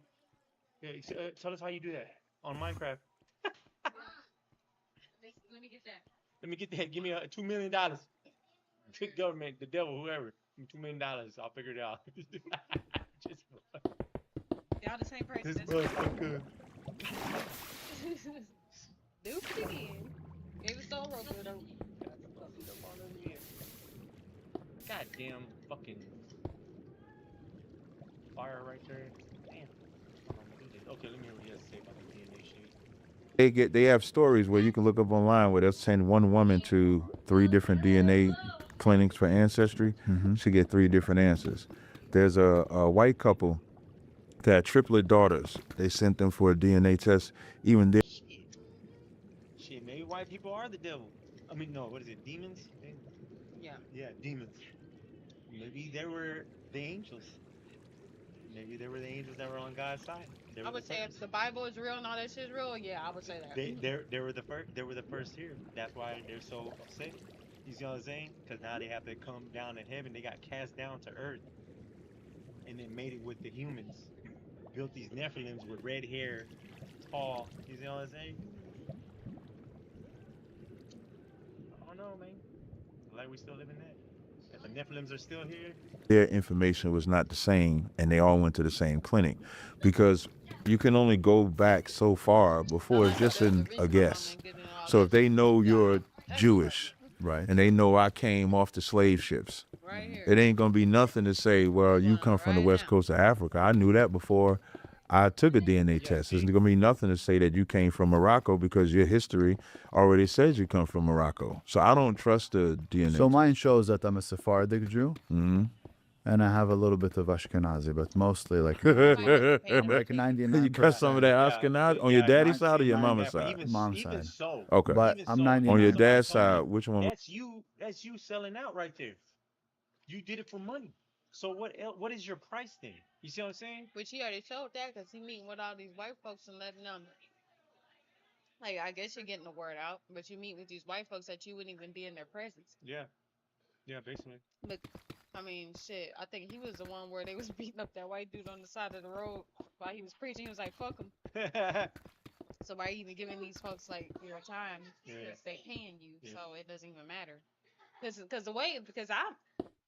I'm not. I can never be a racist. But if I could have the ability to not be around white folks in their current state, the same way I'm not around black folks, that doesn't make you racist. No, I know, but I'm just saying because Yeah. But I'm saying I'm not hateful towards these people. Yeah. I'll say that. But if I could not be around them, I would not be around them. Yeah, that's where they're If getting. I could not interact, I would not interact. That's where these white folks are getting it twisted, because they're like, for you not to be my friend means you hate me. Means you're a threat. Means you're gonna kill me. It's like, goddamn, bro. Animals are doing animal stuff. You see how the animals are doing that? You see how insects do insect shit? They don't come over here. Are you fucking going to every insect? Which they do. But you see the insects going to everybody saying, "Hey, what's up, bro? I need to know who you are so we can be friends and I can feel safe." No, bro, just mind your fucking business, bro. There's plenty of food on here. Just because I don't like you don't mean I want you dead, fool. I don't like you. That's all there is to it. Like I don't like spiders, but you don't see me going around fucking killing them. But guess who does do that shit? Guess what race does do that shit? They're like, hey, there's insects. We need to kill all these insects off these plants. There's pests. Yeah, there's these weeds, these natural plants that grow and give you fucking vitamins. Those motherfuckers gotta go. They do it to themselves. They doing it, man. All of us, they take us all down with them. Yeah, misery loves company, and that's what you know why this country's so, not this country, this world. You know, not this world, this society, and you know this society's big. It's basically the whole world. But the reason why this society is so fucking sad is because the uppers are sad. You see what I'm saying? Misery loves company. They run this world, so they're in misery, and guess what? They got us in misery. So that's how I know being up there ain't worth it. I like being down here poor because I know who's there for me when I'm poor. I know who, you see what I'm saying? You don't need all those answers. That's why Jesus is so highly praised, because he was a poor ass motherfucker. He was just a carpenter. You see what I'm saying? He wasn't rich. He rode on a fucking donkey and people praised him. People washed his feet. You know what I'm saying? The motherfucker had rags and shit. And y'all sitting over here going to church, giving your money to these fucking people who are definitely sinning. And the only reason why you're doing it is because you're trying to fucking, like, I don't want to be calling people sheeps no more, but it is just hard not to say that because that's the best way to describe it. But I don't believe that no more. I believe everybody knows what's going on, and I feel like I'm late and I'm a dumbass. And I'm barely making a decision on my own, which is not even a decision to make because I already know what I want. So everybody's on this whole, do I be good or do I be bad? And it's Yeah, everybody's scared of like, the fuck, nah. unknown of, can I make it? Am I gonna have the same thrills? Like, you shouldn't live for thrills. You should live for living, healing, being one with nature. Live. Yeah, that's what I'm saying. Yeah, I know. Yeah, When you tell them living, they just think, oh, living means get on a motorcycle and jump off a fucking airplane. That's not living, you dumbass. No, you live for living. You live to just you exist. ain't got to worry about that shit. You ain't got to worry exist about nothing. in natural order. Hell yeah. That is way more lovely than money. Hell That is yeah. way more lovely than House and all this car. Hell yeah. health. To be healthy, like, I don't know, get a taste of what it's like to, like, just drink some herbal tea, and like some real herbal tea, not that Lipton bullshit. Like, drink some herbal tea that, when you, like, my experience, I'm like, I read it, I study on it, and then I buy it, and I'm like, whoa, this shit really is calming. Like, it really is. I want this. I want to feel like this and live like this. Oh man, the pain in my hip is gone because I'm not eating crap. What other reason is there? I stop eating crap, I drink more water, boom, I feel good. Like, I want this in its full form. And if I gotta sacrifice, quote unquote, if I gotta get rid of all this other shit to have this, my health and just like peace, then I'll take that. I'm good with that. I've come to terms and peace with that. Like, I've been conditioned to believe that for me to live a good life, that I have to do these things. But in the same side of the coin, I've also been shown that I don't have to do it because my mama didn't have much, but she made it work, she made it happen, and we still had love. We were loved, and man, I've never been so miserable as I have having money. Like, and I ain't even had a lot. But like, having money, that shit's like, and what you have to do to get that money, the more, and granted, I know there's other ways, I guess, but you talking about which one would I pick? Yeah, I pick living in nature naturally. If it means I can't eat meat no more, because that's something that I was not worried about, but like thought about, like, damn, am I gonna really get on that land and like not eat meat and shit? But I'm like, yeah, fuck it. I mean, is it gonna help me eating meat, or is it gonna hurt me? It comes down to that simple. It's that simple. Is this gonna hurt me, or is this gonna help me thrive and flourish? Come on now. Oh, money's gonna help you thrive and flourish in what way? In the way that I what? That I buy some land and just live off of it? Or shit, I could just walk for that. I don't even need money for that. Hey, I think we're all just scared to die. And like to die a painful, horrible, scary death. Like somebody coming and killing us because we living right. Because that's what's been shoved down our throats. Like, if you live right and you're gonna get that Jesus treatment. You try to be especially if you're like trying to speak out about it. I'm like, that's why I'm like, and I will speak out about it, but I will take precautions because I have children and shit, and my precaution is, you know what, and even if I didn't have kids, the answer is just go on that land. You don't need to be seen, you don't need to be heard, none of that. It will naturally, the vibrations and the energy will come off of you, and that will spread into the environment, and that's good enough. That's me spreading my word. The most I'm gonna do, which I've already done, is told my immediate family. Told my mom and my mother-in-law and whoever those folks are, it's already out there to them, so hopefully they follow suit. Or hopefully they lead the charge. Shit, I don't know, but yeah, all this is crap. It's just crazy to have that perspective on it after living a life where it's been sold to you as like, this is like things of lavish and luxury and living a good life, having TV and cars and money and a house and community in the way that they position it. Like, nah. living naturally and living in truth, that's where it's at. Not to go on a long rant, but yeah, it's a journey. Sorry, going on. What your dad's side say? No, it doesn't tell you dad or mom. Yes, it does. No, not mine.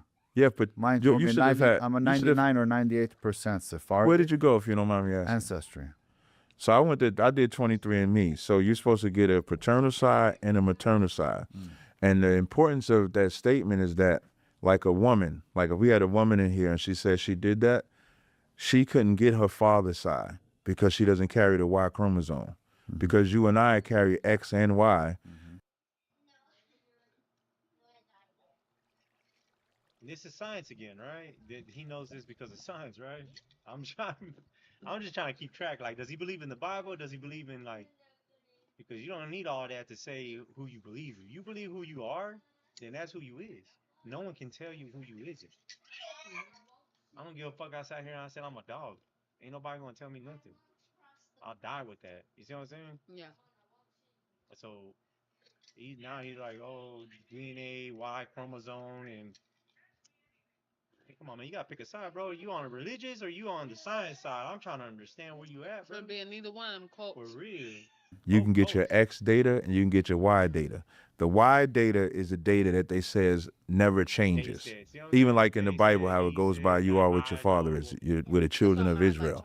So even the Bible goes by the father. So that Y chromosome, they say that's original. So if you were a haplogroup, I'm trying to think of the haplogroups off the top of my head. Did they tell you what haplogroup you were?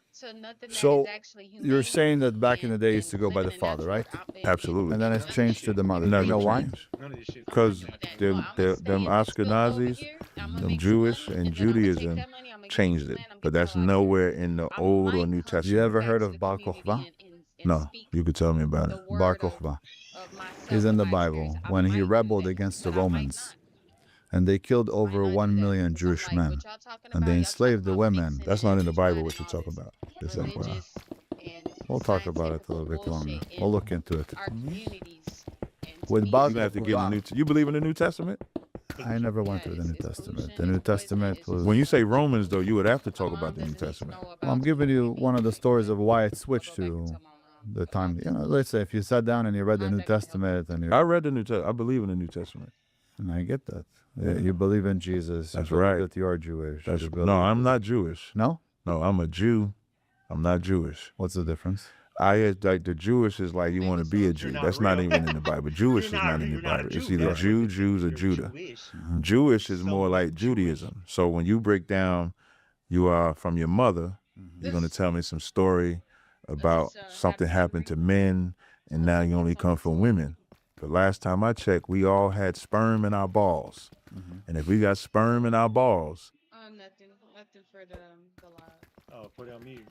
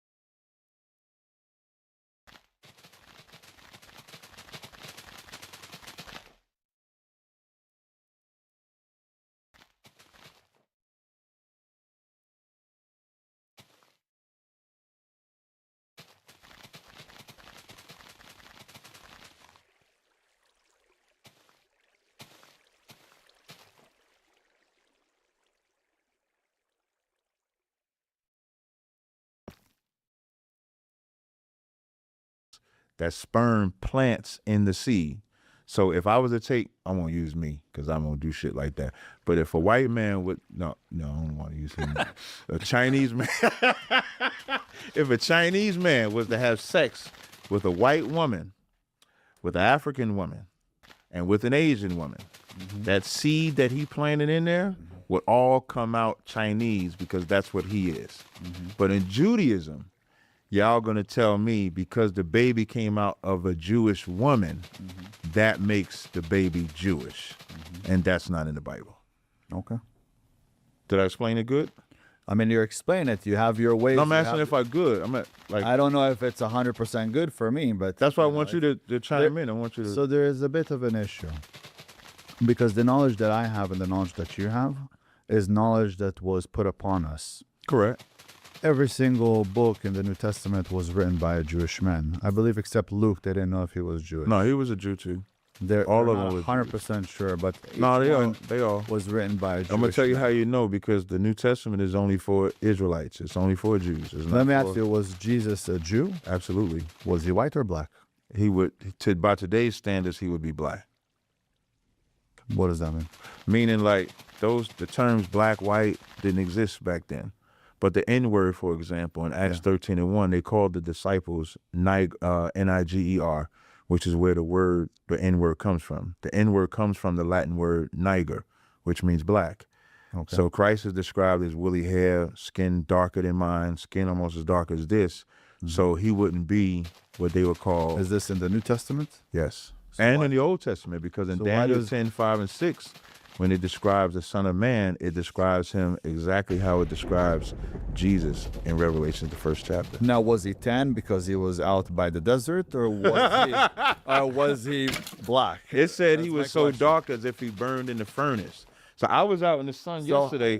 That's why I was out in the sun yesterday on purpose. Why do Christians display him as a white man?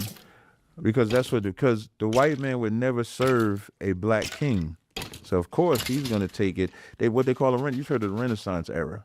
So before the Renaissance era, all of the fresco paintings that you would find of Jesus, Paul, Peter, Moses, they would all be melanated, or they would all have brown skin. Okay. And then in the Renaissance era, that's when they began to whitewash it. A good book is called The Russian Icons. And they have the artwork, and they say these pictures survived the whitewashing of the Renaissance era. That image that they have of Jesus Christ is Caesar Borgia. It's diabolical because, his homosexual lover, Michelangelo, painted him. They were, gay lovers. Caesar Borgia slept with his sister. That's what they make. And they make her the image of Mary, Lucretia. And so that's the history of who the image that they say is Jesus Christ. But the Jesus Christ in the Bible just doesn't line up in the Old or New Testament. So you read through the Old Testament, you read through the New Testament. The Old Testament, you read through the Torah, the 5 books? Yeah. And, of course, Isaiah, Ezekiel, Joshua, Judges, like that too. And who is your God? The Most High. Yeah, I don't know what y'all would say. His name for us is Yahweh. Some say Yahweh or Jehovah. But Jesus is So are you considered like Jehovah's Witness? Hell no. I'm an Israelite. I'm just you have to educate me because no, that's fine. Just understand. Just ask whatever you want. You're a good content creator as well as I. So I'm pretty sure nothing I say is gonna bother you. No. Right. So I'm an Israelite. Everybody has their knowledge. Yeah, I hate Jehovah's Witnesses. I hate Christians. I hate Roman Catholics. I hate Jewish people. By the way, this is.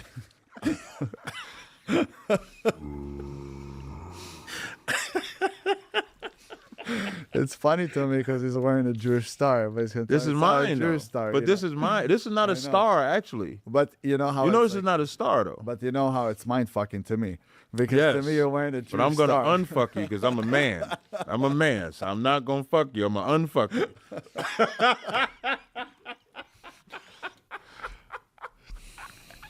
But this is not a star, though. This is David's name. Okay. So in ancient Hebrew, so modern Hebrew, they draw it, like the little stick writings and all that stuff. But in ancient Hebrew.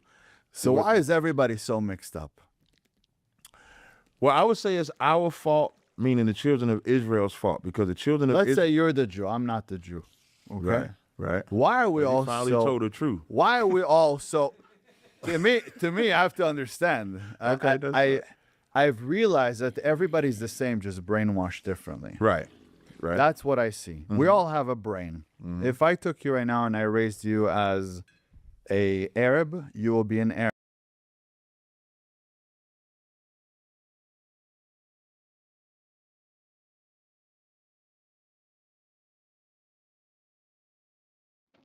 Testing.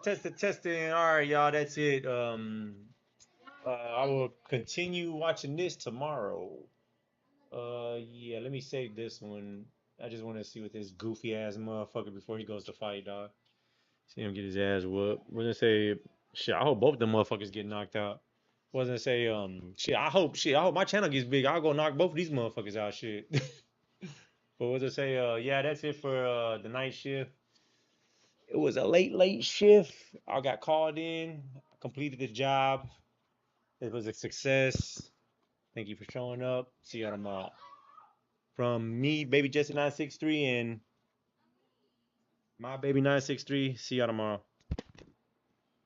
Oh yeah, and send me yourself. I'll buy it. $5.